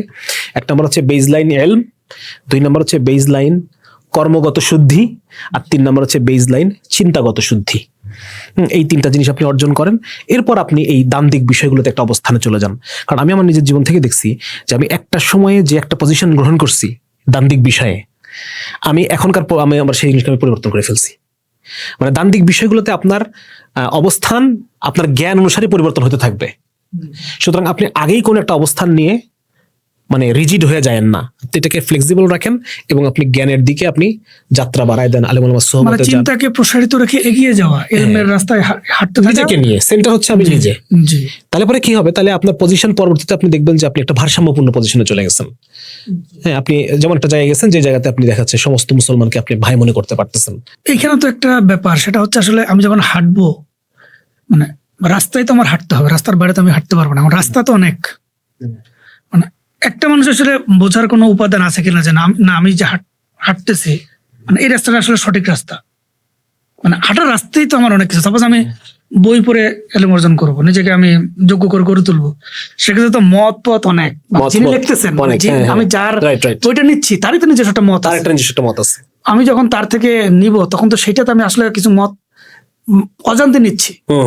সেক্ষেত্রে আমি আসলে কিভাবে বুঝবো যে আমি আসলে এখন কোনো কিছু মতভেদের ভিতর না, আমি জাস্ট ওই ক্ষেত্রে আমি বলতে চাই যে মানে এই সমস্ত বইগুলোতে সাধারণত যে সমস্ত জায়গায় তো প্রত্যেক আলেমই যখন লেখেন নিজের একটা সাইড থাকে এবং আরেকটা পাশে খণ্ডন করেন। তো যারা যারা মুসলমান তাদেরকে আমি বলবো যে এই যে একটা খণ্ডন বা এই যে একটা কি বলা যায় এটাকে একটা দ্বন্দ্ব, এটার মধ্যে আপনার নিজের এঙ্গেজ হওয়ার দরকার নাই। এটা আপনি তো যে কোনো একজন আলেমকে ফলো করবেনই, তার মতটাকে তো আপনি মানবেন, আপনি সেটা মানেন, আপনি মানার সাথে সাথে আপনি আগায় যান দিনের পথে। কিন্তু এই দ্বন্দ্বের জায়গায় আপনি আরেকজন মুসলমানকে ঘৃণা করা, এটাকে যে একটা মানে আমরা যে একটা কি বলা যায় একটা মানে আত্মবিধ্বংসী একটা ঘৃণায় পরিণত করছি, এই জায়গাটায় আপনি এঙ্গেজ হয়েন না। আপনি জানতে থাকেন, পড়তে থাকেন, জানতে থাকেন, আপনি আগাইতে থাকেন, আমলের লাইনে আগান, এলমের লাইনে আগান, নিজের আত্মশুদ্ধিকে আপনি বাড়াতে থাকেন, বেশি বেশি আমল আপনার জীবনে আনতে থাকেন, আপনি এগুলোতে ফোকাস করেন এবং কোনো মুসলমানের ব্যাপারে কুধারণা রাখেন না যে আমি ভুল, ও ঠিক, আমি সঠিক, ওরা সব ভুল। কারণ এই বিষয়গুলো অনেক গবেষণালব্ধ বিষয়, এগুলো আপনি আলেমদের উপর পুরোপুরি ছেড়ে দেন, এটাতে আপনার এঙ্গেজ হওয়ার দরকার নেই। মানে এটা হচ্ছে আমার বার্তা আর কি। জি জি, ধন্যবাদ। অনেকে বলে থাকেন আসলে বর্তমানে তো দাওয়াত মানুষের কাছে প্রচুর গিয়েছে, ব্যাপারটা এমন না যে মানে কারো কাছে দাওয়াত পৌঁছেনি, এরকম নাই। সেক্ষেত্রে আমরা অনেকে যেটা বলেন যে লেখালেখি, মিডিয়া বা রাজনীতি, এদিকে আমাদের ফোকাস দেওয়া দরকার বেশি দাওয়াত থেকে। এই বিষয়টা আসলে কিভাবে? এটা একটা জিনিস হচ্ছে যে প্রথম কথা যে দাওয়া শব্দটাকে ভুল বোঝা। দাওয়া শব্দটাকে আমরা শুধু এই যে মানে ভার্বাল কিছু কথা বলে দিলাম, পৌঁছায় গেল, কানে ঢুকলো, এতটুকুই আমরা দাওয়া মনে করতেছি। সো এটা একটা সমস্যা যে দাওয়া শব্দটাকে আমরা খুব ছোট করে নিয়ে আসছি। হ্যাঁ, কিন্তু যদি আমরা আল্লাহ রাসূল সাল্লাল্লাহু আলাইহি ওয়াসাল্লামের জীবনটাকে দেখি, যে তার তো আসলে পুরো জীবনটাই তো দাওয়াতেই জীবন। এটার মধ্যে রাষ্ট্র পরিচালনা আছে, সেটাও দাওয়া। হ্যাঁ, এটার মধ্যে যুদ্ধ আছে, সেটাও দাওয়া। এবং আমরা যদি দেখি যে ফাজাল আমল, যেটা আমাদের তাবলীগের বই, সেটার প্রথম হাদিস, সেই যদি আমরা প্রথম হাদিসটা আমার মনে পড়তেছে না এই মুহূর্তে, ওই প্রথম হাদিসের প্রথম পৃষ্ঠায় একটা কথা আছে যে মুয়াজ্জিন আজানের মাধ্যমে, ওলামায়ে কেরাম তাদের দার্সের মাধ্যমে, এবং মুজাহিদ তার তরবারির মাধ্যমে মানুষকে দিনের দিকে আহ্বান করে, দাওয়াত দেয়। তাহলে দাওয়াত কিন্তু শুধুমাত্র যে মানে এই যে বা একজন কারো কাছে গিয়ে ভাই কিছু ইনফরমেশন পৌঁছায় দিলাম কানের মধ্যে, এটাই তো একটু দাওয়াত না। হ্যাঁ, একজন সেনাপতি যখন তার তরবারি হাতে কাফের শাসককে বলতেছে তুমি ইসলামকে কবুল করো, ওটাও তো দাওয়া। তো সুতরাং এখানে দাওয়া নিয়ে আমাদের একটা সমস্যা আছে। 2 নম্বর দেখেন যে যারা রাজনীতি করতেছেন তারা মনে করতেছেন যে আমরা তাবলীগের চাইতে বেটার বড় কাজ করতেছি। আচ্ছা, ভালো কথা। তা আলটিমেটলি আপনিও তো যে কর্মী সম্মেলন করতেছেন, ওটা তো একটা দাওয়া। আবার ধরেন যে আপনি যে স্ট্রিট প্রোটেস্ট করতেছেন, বিক্ষোভ, মানি না, মানবো না, এটা কি? এটা আপনি অ্যাকচুয়ালি শাসককে দাওয়া করতেছেন। শাসকের কাছে তো আপনি আপনার অ্যাক্সেস নাই, ঢুকতে পারতেছেন না তার চেম্বারে, ঘরে। সুতরাং আপনি স্ট্রিটের মধ্যে, রাস্তার মধ্যে একটা প্রোটেস্ট, বিক্ষোভ, মিছিল, মানববন্ধন এগুলো করতেছেন, যেটা পেপারে যাবে, পেপার তো শাসক দেখে, তাই শাসকের কাছে একটা দাওয়াত পৌঁছাবে, একটা বার্তা পৌঁছাবে, তাই তো? হ্যাঁ, তুমি কারিকুলামের মধ্যে এগুলো ঢুকায়ও না। সুতরাং আপনি আসলে রাজপথে যা করতেছেন, কর্মী সম্মেলন যা করতেছেন, এগুলো সবই দাওয়ার মধ্যেই আছে, এবং আপনি নিজেও অ্যাকচুয়ালি দাওয়াতের ভিতরেই আছেন। আপনিও দাওয়াত ছাড়া অন্য কোনো কাজ করতেছেন না। সুতরাং দাওয়াতকে তো ছোট মনে করেন না। কেউ যদি বলে যে না, দাওয়াতের চেয়ে ইসলামকে নিয়ে লেখালেখি, মিডিয়া, এগুলো তো দাওয়া। ইসলামকে নিয়ে লেখালেখি, এটাও তো দাওয়া। এখন প্রশ্ন আসতে পারে যে এই অনলাইনে যে দাওয়া হচ্ছে, এটা বেশি গুরুত্বপূর্ণ নাকি অফলাইনে দাওয়াত, যেটা হ্যাঁ, কোনটা বেশি ইফেক্টিভ, এটা নিয়ে কথা হতে পারে। এবং দুইটা আপন আপন জায়গায় ইফেক্টিভ, দুইটা আপন আপন অডিয়েন্সের কাছে ইফেক্টিভ। হ্যাঁ, আপনি একটা বই লিখলেন, বই লিখে আপনার পাঠককে দাওয়া করলেন, তাহলে ওই যে সিএনজি ওয়ালার যে ড্রাইভার আছেন, ওনাকে কে দাওয়া করবে? নাকি উনি উম্মতের মধ্যে না? উনি তো বই পড়ে না। ওই যে কৃষক ধান খেতে ধান রোপণ করতেছে, ওইখানে গিয়ে তাকে কে দাওয়াত করবে? আপনি কেন নিজের কাজটাকে এত বড় মনে করতেছেন? এটা তো আর এক ধরনের অহংকার। হ্যাঁ, আর যেই সরল সোজা ছোট পান ব্যবসায়ী, উনি রাস্তায় দিয়ে হেঁটে গিয়ে কাদামাটি মারায় ওই কৃষকের কাছে গিয়ে দাওয়াত করলেন যে ভাই ইসলাম আসো, মসজিদে আসো, নামাজ পড়ো। আপনার এই কাজটা অনেক বড় কাজ, আর ওই কাজটাকে আপনি ছোট কাজ বলতেছেন। দিনের কোনো কাজই ছোট না, এত অহংকার ভালো না আসলে। তো যার কারণে এটা মানে জরুরি, আপন আপন জায়গায় জরুরি আমি মনে করি। তাহলে আমরা যেটা বুঝতে পারলাম যে আসলে প্রত্যেকটা সেক্টরই, মানে দিনের প্রত্যেকটা সেক্টরে আসলে একটি অপরটির পরিপূরক। হ্যাঁ, মানে আমি যদি আসলে একটা কাজ, মানে আমার এক ভাই অন্য সেক্টরে কাজ করতেছে, মানে মূলত এটা আমার কাজ ছিল, কিন্তু সে আমার কাজটা করে, আমার কাজটা আরো, মানে আমি যে কাজটা করছি এটা সহজ করে দিচ্ছে। রাইট, আমি এটাই মনে করি। বিশেষ করে দেখেন, আমি তো সবখানে যেতে পারবো না। হ্যাঁ, উনি আমার কাজটা সহজ করে দিচ্ছেন। তাবলীগ জামাত যেমন ধরেন অনেক ভাই আছেন, তারা শরিয়া কায়েম করার জন্য কাজ করতেছেন। তা আপনি যখন শরিয়া কায়েম করার কাজ যখন করতেছেন, তখন এই যে তাবলীগ যে মানুষগুলাকে রেডি করছে, এরা কি আপনার মানে পক্ষের লোক হবে না বিপক্ষের লোক হবে? এই জিনিসটা কেন বোঝেন না? কেন আপনাকে অন্য মেহনতের দিকে সবসময় আঙুল তোলাই লাগবে? দরকার নেই তো, প্রত্যেকটা কাজই পরিপূরক। আজকে রাসূল সাল্লাল্লাহু আলাইহি ওয়াসাল্লামের জমানা থেকে আমরা 1400 বছর পরে চলে আসছি। এখন জগৎ অনেক জটিল হয়ে গেছে, ইলম অনেক জটিল হয়ে গেছে, এত বেশি ফিতনা আসছে। এই ফিতনা থেকে ইলমকে সাফ করে রাখা উলামায়ে কেরাম রাখছেন। ইলমের অনেক শাস্ত্রগুলো অনেক জটিল হয়ে গেছে না? নবীর যুগে কি এত জটিল তো ছিল না। তো এই যে এত কিছু ঘটে গেছে গত 1400 বছরের মধ্যে, এখন আমি চাইলেই কোনো একটা মেহনত সব দিবে আমাকে, এটা তো আমি আশা করতে পারি না। প্রত্যেকটা মেহনত যার যার মতো করে ময়লা সাফ করতেছে। উম্মতের যে 1400 বছরের ময়লা সাফ হচ্ছে, আপনি যদি পারেন এটাকে কমপক্ষে অ্যাপ্রিসিয়েট করেন। নিজে যেতে না পারেন, আপনার তাবলীগে যাওয়ার টাইম নাই, বাট আপনি এটাকে অ্যাপ্রিসিয়েট করেন, না ভাইরা যে কাজটা করতেছে, আমি যে কাজটা করতে পারতাম না, ভাইরা ওই কাজটা করতেছে, তাহলে তো হয়। আরেকটা বিষয় হচ্ছে তাবলীগ জামাতের যে কার্যক্রম, তারা তো শুরু থেকে আসলে নিজেদের কাজের ধরনকে খুব একটা সীমিত রেখেছে আর কি। আসলে তারা সব বিষয়ে কেন আসলে কথা বলে না?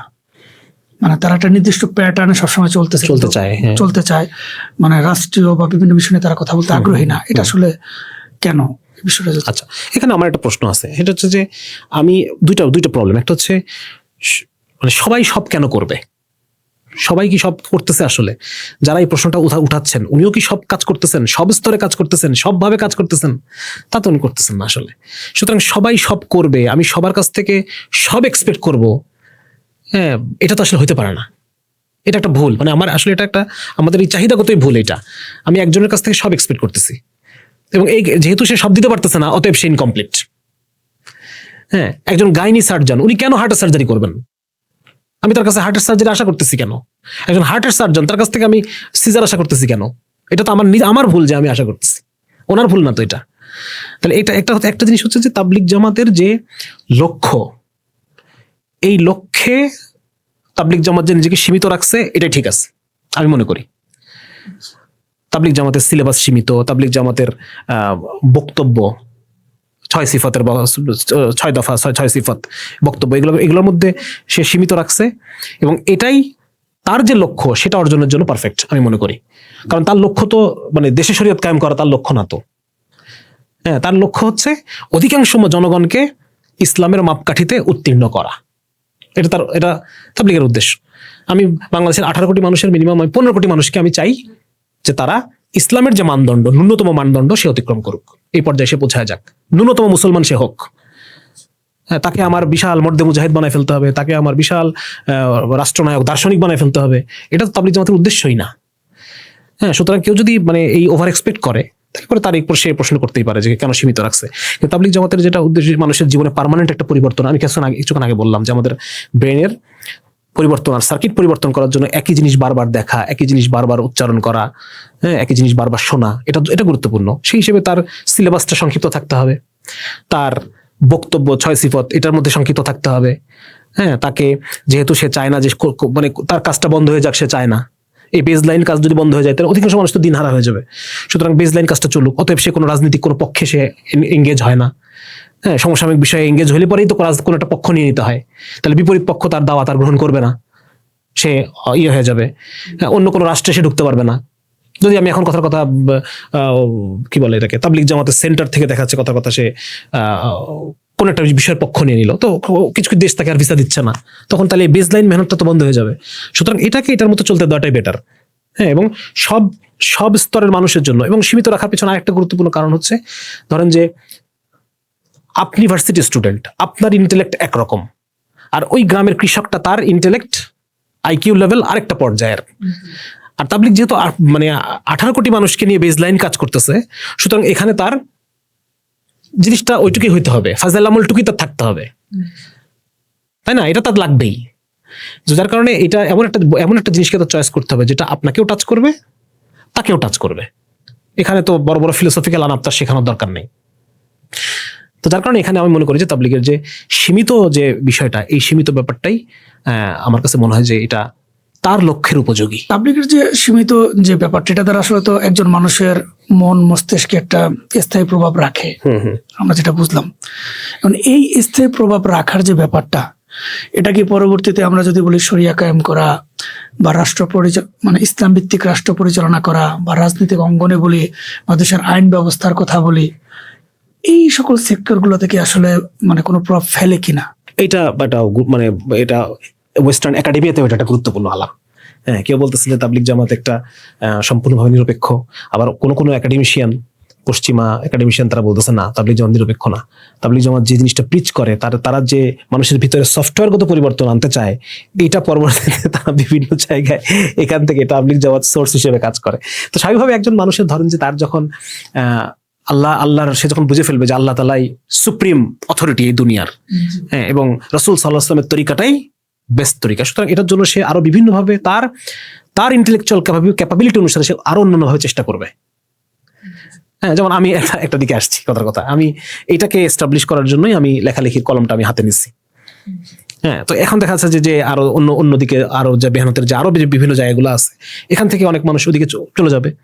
সুতরাং এখানে আসলে এটা মানে আমি আগে বলতেছি যে এই মানে স্টার্টিং বেসলাইন কাজটা যদি করা যায়, এখান থেকে আরো অনেক মানুষ তৈরি হবে, তার নিজ নিজ যোগ্যতা অনুসারে সে আরো অন্যদিকে চলে যাবে। কিন্তু এই কাজটা গুরুত্বপূর্ণ, এই কাজটা থাকতে হবে। আপনার মানে আলোচনা দ্বারা আমার কাছে যে বিষয়টা ক্লিয়ার হলো, সেটা হচ্ছে আসলে তাবলিগ খুব বেসিক কিছু পয়েন্ট নিয়ে কাজ করে, মানে খুব বেসিক একটা মানুষের বেসিক পয়েন্ট নিয়ে অনেক মানুষের মধ্যে কাজ করে, অনেক মানুষের ভিতরে মাস পিপল, এবং অল্প পয়েন্ট নিয়ে কাজ করে এই কারণে যাতে সে এটা জনসংখ্যার কাছে পৌঁছাতে। রাইট। এখন বিষয় যেটা হচ্ছে যে যখন এটা ম্যানেজেবল, এখন সাপোজ আমি এসএসসি বা ইন্টারে পড়ি, আমি তবলিগে সময় লাগালাম, আমার ভিতরে দিনের বুঝ আসলো। এর পরবর্তীতে আমি ব্যারিস্টার হই, আমি ডাক্তার হই, আমি আর্কিটেক্ট হই, আমি রাষ্ট্রপ্রণেতা হই। তো আমার ভিতরে যখন দিনের উপাদান থাকবে, রাইট, তখন তো আমি সেটা ওইখানে ওইদিকে আমাকে ঠেলবে, ওইদিকে আমি কাজ করব। মস্তিষ্ক তো ওদিকেই আমাকে Exactly, ধাক্কা হবে যে হ্যাঁ exactly. তুমি এদিকে, তুমি এদিকে, তুমি এদিকে। Exactly. ব্যাপারটা হচ্ছে হয়তো তবলিগ বা তাবলিগ যেমন যে মেহনত, এটা হয়তো সরাসরি রাষ্ট্র গঠন বলি বা আইন প্রণেতা বলি বা অন্যান্য সেক্টরে সরাসরি ইম্প্যাক্ট না ফেললেও এটা একটা সদূর প্রসারী প্রভাব যে সেখানে ঠিক ইম্প্যাক্ট ফেলে, কিন্তু যেটা খালি চোখে আসলে ভাবে দেখা যায় না। একটু যদি একটা সহজভাবে বলার চেষ্টা করি যে এই রাষ্ট্র সমাজ এগুলো তো মানুষই করবে, জি এগুলো মানুষই করে। জি তাবলিগ মানুষটাকে পরিবর্তন করে। মানুষকে যখন পরিবর্তন করবে তাহলে ওই মানুষটা গিয়ে তো একটা নতুন সমাজের কথা বলবে, নতুন একটা রাষ্ট্রের কথা বলবে। ব্যাপারটা এটাই। তো মানুষ হচ্ছে ইউনিট। আপনি যদি ইউনিটে কাজ না করে আরো বড় বড় এগুলোতে কাজ করেন, ও লাভ হবে না। আপনি তো রাষ্ট্রের ক্ষমতা পেয়ে যাবেন, কিন্তু ওই ক্ষমতায় যে হাসিনা পালাইছে, কিন্তু রাষ্ট্রের জায়গাগুলোতে কে বসে আছে? আগের মানুষগুলোই বসে আছে। আপনি হয়তো রাষ্ট্রে গিয়ে ইসলাম প্রতিষ্ঠা করে ফেললেন, কিন্তু ওই আগের মানুষগুলো দিয়ে যদি আপনার চালাইতে হয় তাহলে তো আপনার কাজ হবে না। আপনার তো কন্টিনিউয়াস নিচ থেকে আপনার মানে ইসলামী ভাবধারা সম্পন্ন মানুষ পুশ করতে হবে আপনাকে। এবং আপনি যাদের উপর আইন কায়েম করবেন তাদেরকেও ইসলাম গ্রহণ করার মতো একটা রিসেপটিভ মন মানসিকতা চলে আসতে হবে। তো আমরা তো পরিপূরক আসলে, আমি মনে করি এই কাজগুলো। তাহলে যেটা আমরা বুঝি, আমরা খুব কমন একটা কথা শুনে যে তবলিগ আসলে ব্যক্তিকে পরিবর্তন করে, সমাজকে পরিবর্তন করে না। কথাটা আসলে পুরোপুরি সঠিক নয় সঠিক আসলে। না, কারণ ব্যক্তি হচ্ছে সমাজের একক। এখন এদিকে যারা সমাজ এবং রাষ্ট্রের কথা বলতেছে, রাষ্ট্রকে রাষ্ট্র ইসলাম প্রতিষ্ঠার কথা বলতেছেন, ওনারা আবার ব্যক্তিকে কম গুরুত্ব দিচ্ছেন। হ্যাঁ, ব্যক্তি দাঁড়িয়ে রাখুক কি না রাখুক, টাকনুর নিচে কাপড় পরুক কি না পরুক, ইসলামী ভাবধারায় তার পুরা মানে সজ্জিত হোক কি না হোক, এগুলো তাদের কাছে কোনো বড় বিষয় না। এগুলো তারা ছোট মনে করতেছে। তাহলে মানে আপনি যদি ইউনিটকে আপনি যেমন তেমন রেখে আপনি তো হোলটা চাইতে পারেন না। হ্যাঁ, এটা একটা গুরুত্বপূর্ণ। সুতরাং সমাজ বদলানোর, সমাজ পরিবর্তন, রাষ্ট্র পরিবর্তনের যে প্রক্রিয়া, এই প্রক্রিয়ার শুরুই হচ্ছে দাওয়া। সুতরাং এই গণদাওয়া ছাড়া আপনি আসলে কিছু করতে পারবেন না। এই গণদাওয়ার কাজটা তাবলিগের ভাইরা আমাদের করে দিচ্ছে, যদি আপনি মানে নিজেকে সমাজ বিপ্লবী দাবি করেন। এই আর কি। আমরা অনেক ক্ষেত্রে দেখতে পাই আমাদের তবলিগের অনেক ভাইরা মাশাআল্লাহ পরিবর্তন হন, নামাজ পড়েন বা ওনাদের মাঝে সুন্নতের লেবাস থেকে শুরু করে দাড়ি টুপি সব চলে আসে। সেক্ষেত্রে আবার দেখা যায় যে তাদের ভিতরে যে চারিত্রিক পরিবর্তন যে কথা আমরা বলি, অনেক ক্ষেত্রে এই বিষয়টা আমরা দেখতে পাই না। আসলে অনেক ক্ষেত্রে এরকম হয়। এর কারণটা কি আসলে, এর সমস্যাটা কোন জায়গায়? ওই আমি কেবল শুরুতে একটা কথা বলতেছিলাম যে এই যে হিউম্যান মেশিন পরিবেশের দ্বারা, মানে পরিবেশের যে পরিমাণ প্রভাব আমাদের এই হিউম্যান মেশিনের উপর আছে, এটা অন্য কোনো জিনিসের এটা নাই, পরিবেশের দ্বারা। তো যার কারণে আমি মনে করি যে সমস্যা হচ্ছে পরিবেশ। আমরা একটা বিখ্যাত জানি যে হানজালা রাদিয়াল্লাহু তাআলার একটা হাদিস, উনি দৌড়াচ্ছেন আর বলতেছেন হানজালা মুনাফিক হয়ে গেছে। পরে রাসূল সাল্লাল্লাহু আলাইহি ওয়াসাল্লাম দরবারে যাওয়ার পর বলছে, ইয়া রাসূলুল্লাহ, যতক্ষণ আপনার সামনে থাকি ততক্ষণ আমরা অন্তরটা আপনার দিকে ঝুঁকে থাকে। যেই আপনার কাছ থেকে বউ বাচ্চার দিকে চলে যাই, সাথে সাথে আমাদের অন্তরের মধ্যে থেকে দিন ইসলামের এই মানে গুরুত্ব মানে ফেড হয়ে যায় আস্তে আস্তে, এরকম একটা মোরালস এরকম। তো দেখেন আসলে কি, আমি যদি নিজের দিকে যদি আমরা তাকাই, আমাদের দিনের মধ্যে বিভিন্ন সময়ে আমাদের ইমানের স্তরটা বিভিন্ন রকম থাকে, তাই না? এটা কিন্তু আমরা এই জন্য এটার নাম কলব শব্দের অর্থ যেটা খুব দ্রুত পরিবর্তনশীল। এবং একটা হাদিস আছে যে ফুটন্ত পাতিলের চাইতেও বেশি পরিবর্তনশীল কলবের অবস্থা। সুতরাং একটা দিনের মধ্যে বিভিন্ন পর্যায়ে দেখবেন একটা ছেলে, সে সকালে ফজর নামাজ পড়ছে, জিকির আজকার করছে, কোরআন তেলাওয়াত করে গিয়ে আবার রাতে গিয়ে সে কোরআন দেখতেছে। কারণ মানুষই এরকম যে তার অন্তরের অবস্থাটা আসলে বিভিন্ন সময় বিভিন্ন রকম থাকবে অ্যাকচুয়ালি। তো এখানে মূলত সমস্যা কোথায়? সমস্যা হলো ইসলামী রাষ্ট্র কি করে, ইসলামী রাষ্ট্র বা ইসলামী সমাজ যে কাজটা করে সেটা হচ্ছে পরিবেশটাকেই ইসলামী করে রাখে সব সময়। এটার উদাহরণটা আমি এইভাবে দেই। ধরেন রমজান মাসে যদি আপনি রাস্তায় বেরোন, পরিবেশটাই এরকম থাকে রমজান মাসে যে একটা ইবাদতমুখী একটা পরিবেশ থাকে, তাই না? রমজান মাসে মসজিদে মুসল্লি বেড়ে যাচ্ছে, রমজান মাসে মানুষের মধ্যে ঝগড়াঝাটির পরিমাণটা আগের চেয়ে কমে আসতেছে। হ্যাঁ, মানুষ সবের জন্য দান খয়রাতের পরিমাণ বাড়তেছে। মানে পরিবেশটাই এরকম করে রাখা হয়েছে যাতে করে মানুষের ঈমান বান্ধব পরিবেশ। আর ইসলামী খেলাফত বা সমাজের, ইসলামী রাষ্ট্র বা খেলাফত বা সমাজের মূল ব্যাপারটাই হচ্ছে যে সে মানুষকে একটা পজিটিভ পরিবেশ দেয়, পজিটিভ একটা ইকোসিস্টেম তৈরি করে দেয় যেটা মানুষকে খারাপ হইতে বাধা দেয়। হ্যাঁ, এবং এটা বিভিন্ন ভাবে করে, আইনের মাধ্যমে করে, সোশ্যাল কন্ডিশনিং এর মাধ্যমে করে, রিওয়ার্ড এন্ড পানিশমেন্ট মেকানিজমে আমাদের বডি কাজ করে, আমাদের ব্রেন কাজ করে যে পদ্ধতিতে, এটাকে বলে মানে মোটিভেশনাল বিহেভিয়ার, মানে রিওয়ার্ড এন্ড পানিশমেন্ট। তাহলে ইসলাম রিওয়ার্ড এবং পানিশমেন্টের কথা বারবার, হ্যাঁ, আখেরাতের রিওয়ার্ড, দুনিয়ার রিওয়ার্ড, তারপর হচ্ছে আখেরাতের পানিশমেন্ট, দুনিয়ার বিভিন্ন দণ্ডবিধি, দুনিয়ার পানিশমেন্ট, এইগুলো আমাদের চোখের সামনে সবসময় থাকতে থাকতে আমার জন্য গুনাহ করাটা কঠিন হয়ে যায়। সুতরাং মানে তাবলীগ করে কেউ একজন পরিবর্তন হয়েছে, তার মানে এই না যে তার অন্তরটা পরিবর্তনশীল না, তারও অন্তর পরিবর্তনশীল। কিন্তু যদি সে যদি বেশি বেশি দিনী পরিবেশে থাকে, বেশি বেশি আলেম ওলামার সুহবতে থাকে, বেশি বেশি মানে দিনী কিতাবপত্রের মধ্যে থাকে, বেশি বেশি সে দিনী যে কমিউনিটির মধ্যে যদি থাকে, তাহলে এই মানুষটা বেশিক্ষণ ভালো থাকতে পারবে, নিজেকে কন্ট্রোল বেশি করতে পারবে। আর যে একবার তাবলীগের সময় দিয়ে আসছে আর সারাদিন সে বিভিন্ন গাফলতির পরিবেশের মধ্যে রয়েছে, হ্যাঁ, মোবাইল ফোন ডিভাইসের, তো এই নিজে একটা পরিবেশ, এটার মধ্যে ঢোকা মানে আমি নিজে একটা বিপরীত পরিবেশে ঢুকে গেলাম। তাহলে এই যে একটা অবস্থা, এটা যদি হয় তাহলে পরে তার দ্বারা গুনাহ হবে। এটা এমন কোনো মানে অ্যাবসলিউট কিছু না যে তাবলীগ করা মানে যে সে একজন ফেরেশতা হয়ে গেল, ওটা এরকম না। এটা আপনাকে ভালো রাখার একটা পরিবেশ দেওয়ার একটা প্রক্রিয়া।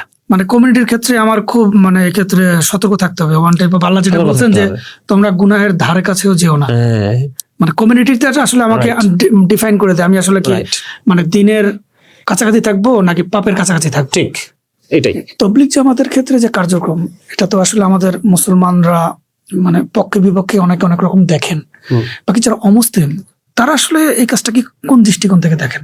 আচ্ছা, একটা হচ্ছে যে তাবলীগের জামাতের এটা আমরা তাবলীগে যারা আছে তারা একভাবে দেখে, তাবলীগের বাইরের যারা তারা আরেকভাবে দেখে, হ্যাঁ, আর আবার হচ্ছে যারা টোটাল ইসলামের বাইরে অমুসলিম যারা তারা আরেকভাবে দেখে। এটা অনেকে দেখা যায় যে তাবলীগের সমালোচনা নিয়ে অনেকগুলো বই পড়ার সুযোগ আমার হয়েছে, বিশেষ করে আহলে হাদিস আলেমদের বিভিন্ন বইপত্র, মানে আমি এটা পড়ছি আর কি, বেশ কয়েকটা বই আমার পড়ার সুযোগ হয়েছে। তো এই সমস্ত জায়গাগুলোতে তারা বিভিন্ন ধরনের অবজেকশন তুলে ধরছেন তাবলীগের, তাদের মতো করে। তারা যারা সহিহ হাদিসকে বেশি প্রায়োরিটি দেয় বা সহিহ হাদিসের ব্যাপারে একটা এক্সট্রিম চিন্তাধারা লালন করে, তারা দেখা যাচ্ছে যে তাবলীগের বিভিন্ন মানে মূল তাদের ফোকাস হচ্ছে এখানে জয়ীফ হাদিস আছে। তো প্রত্যেকে যার যায়, যারা দেখা যাচ্ছে যে অনেক বেশি রাজনীতি নিয়ে কাজ করে, তারা বলে যে তাবলীগ রাজনীতি নিয়ে কাজ করে না, মানে নিজে যা করে তার উল্টাটা তাবলীগের উপরে আসে। বাট আমি এটা লক্ষ্য করছি, মানে এটা সব চিন্তা করে আমার কাছে মনে হচ্ছে যে আমি একটু দেখি না যে অমুসলিমরা কি মনে করে। তো এটা দেখতে গিয়ে আমি দেখলাম যে অমুসলিমদের মধ্যে কোনো স্কলার এটা নিয়ে অনেক লেখালেখি করছেন, যাদের মধ্যে একজন আছেন, একজন ফিমেল একজন স্কলার, বারবারা মেটক্যাফ। ওনার একটা 1993 সালে একটা আর্টিকেল লিখছেন যে লিভিং হাদিস, তাবলীগকে উনি বলতেছেন লিভিং হাদিস, মানে একটা হচ্ছে হাদিস রিডিং হাদিস। আমি একটা হাদিস পড়লাম, আই এম রিডিং এ হাদিস, উনি বলতেছেন যে তাবলীগ হচ্ছে লিভিং এ হাদিস, হ্যাঁ, মানে হাদিস অনুসারে জীবনযাপন করা।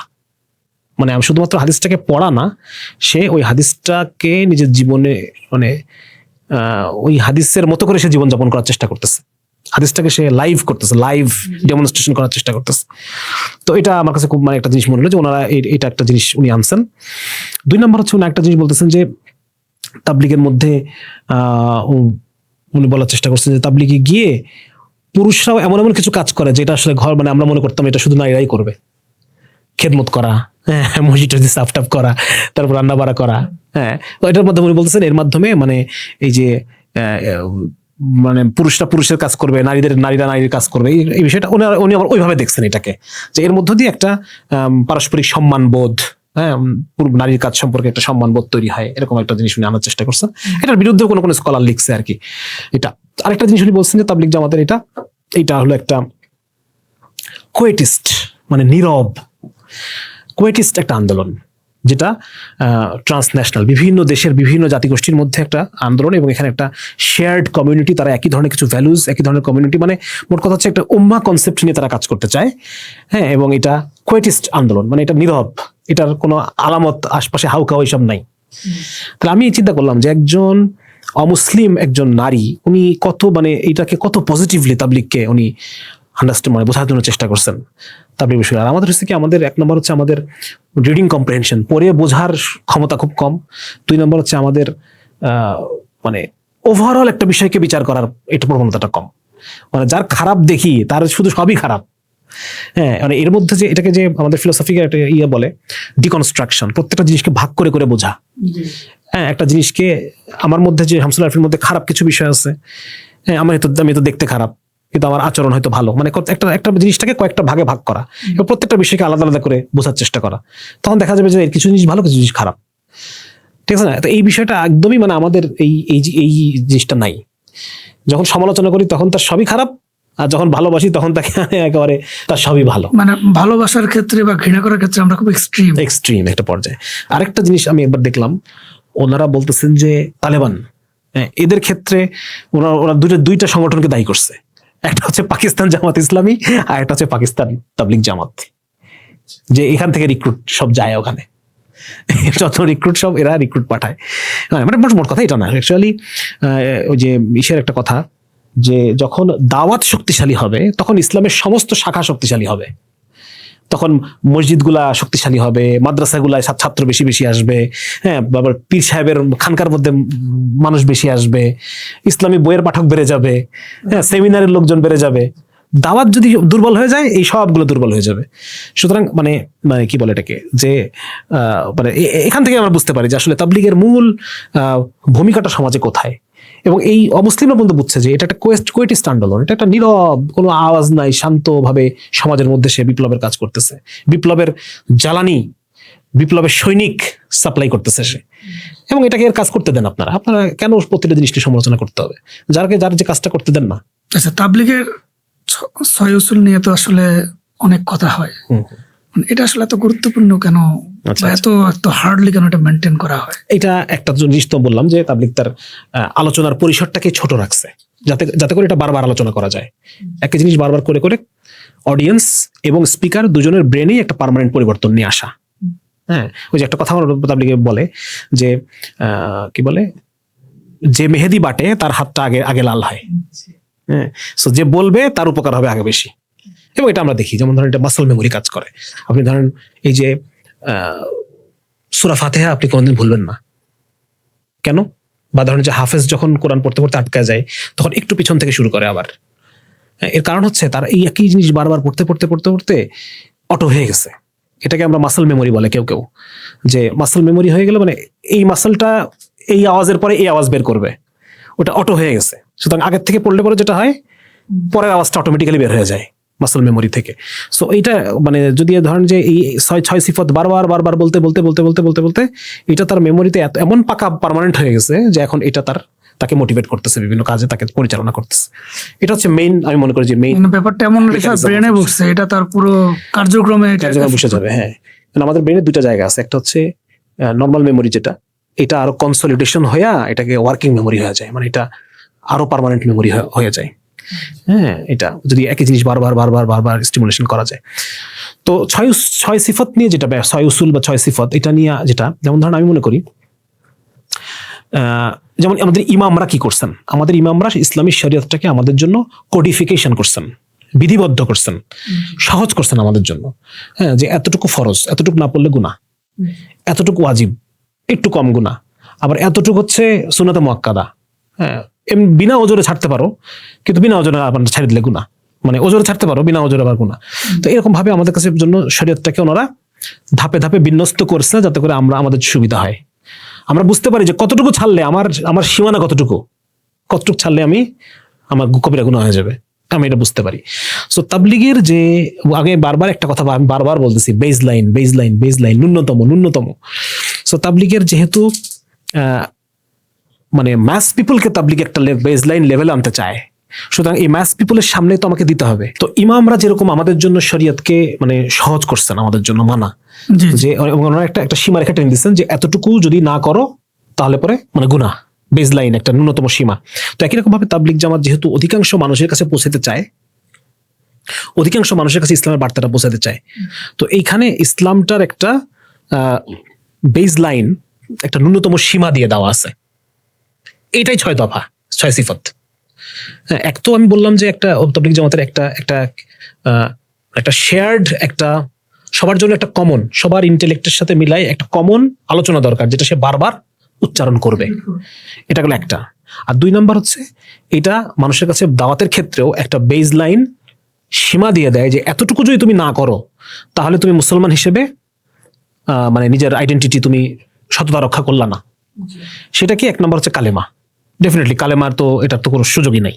2 নম্বর হচ্ছে নামাজ, বেজলাইন। 3 নম্বর হচ্ছে ইলম, বেজলাইন ইলম এবং আল্লাহর একটা মানে বেজলাইন তাজকিয়া বা জিকির। হ্যাঁ, 4 নাম্বার হচ্ছে ইকরাম বা ওয়ালা ওয়াল বারা যেটা আছে তাওহীদের ভিত্তিতে বন্ধুত্ব শত্রুতা। হ্যাঁ, এটা এই যে ব্যাপারটা আছে আর কি, ইকরাম মুসলমানের মর্যাদা, কালেমার কারণে মুসলমানের কি মর্যাদা, এটা একটা বেসলাইন ব্যাপার। তারপর হচ্ছে ইখলাস, এটা না থাকলে পরে তো কোনো আমলই গ্রহণযোগ্য না। এবং সর্বশেষ মুসলমান হিসেবে তার একটা মিশনারি রেসপন্সিবিলিটি আছে। প্রত্যেক মুসলমানের একটা একটা দাওয়াতি রেসপন্সিবিলিটি আল্লাহ তাআলা দিয়ে দিয়েছেন শেষ নবীর উম্মত হিসেবে। সুতরাং এই যে একটা একজন মুসলমানের একটা বেসলাইন আইডেন্টিটি গণমানুষের জন্য দিয়ে দেওয়া, এটা খুব কমপ্লেক্স হইলে হবে না, এটা খুব সহজ সিম্পল কিছু হইতে হবে, যেটা একজন ভার্সিটি একজন টিচারও বুঝবেন, একজন গ্রামের কৃষকও বুঝবেন। এই 6 সিফাত ওই জিনিসটা। সুতরাং এটাকে যে বারবার একটা ভিলেন বানানোর চেষ্টা, হ্যাঁ, এটা একটা খুব মানে শ্যালো সুপারফিশিয়াল থিঙ্কিং প্রকাশ। বিষয়টা আসলে তো সহজ নয়। হ্যাঁ। ভার্সিটির প্রফেসর এবং কৃষক দুজনের সাথে মানে ম্যাচ মেলানো এটা বিশাল কঠিন কাজ, এটা এত সহজ না। এবং এই জন্যই এই 6 সিফাতটাকে মানে যারা বোঝে না তারা এটাকে অনেক ইয়ে বলে, কিন্তু আসলে এটা পুরো উম্মতের সামনে কতটুকু তুমি মানে না হইলে পরে তুমি মুসলমান দাবি করতে পারো না, আসলে এই বিষয়টাকে মুসলমানের সামনে উপস্থাপন করা হচ্ছে 6 নাম্বার। তবে এটা সবচেয়ে গুরুত্বপূর্ণ আমি মনে করি তাবলীগের একটা মানে ফরম্যাটের মধ্যে। তবে এখানে একটা ব্যাপার হলো, আমি যেটা না মেনশন করলে আলোচনাটা ইনকমপ্লিট থেকে যাবে, সেটা হচ্ছে যে কিছু জায়গায় ভুল প্রয়োগ।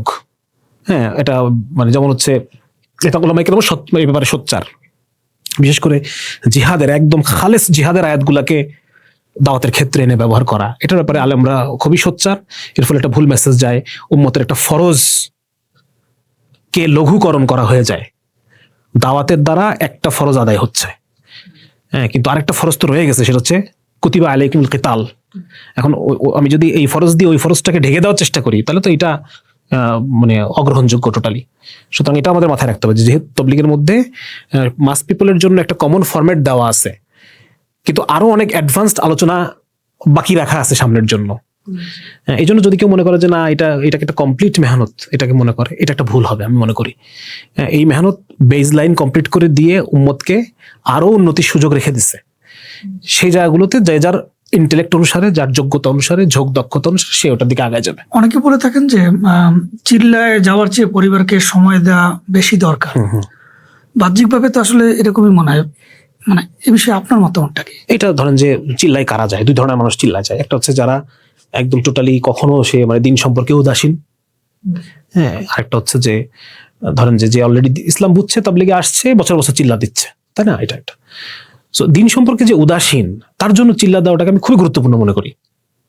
হ্যাঁ, এমন একবার একটা এরকম ঘটনা ঘটছে যে আমাদের মেডিকেলের 3-4 জন ছাত্র চিল্লায় 3 চিল্লার জন্য বের হয়েছে। 3 চিল্লার জন্য বের হওয়ার পরে তখন দ্বিতীয় চিল্লায় সম্ভব বা প্রথম চিল্লায় আমাদের আমির একজন আলেম ছিলেন, যাকে আল্লাহ তার ভালো করুক, উনি নিরুৎসাহিত করছেন যে একটা চিল্লা দিচ্ছ, বাস চলে যাও বাসায়, আর বাকিগুলোর দরকার নেই।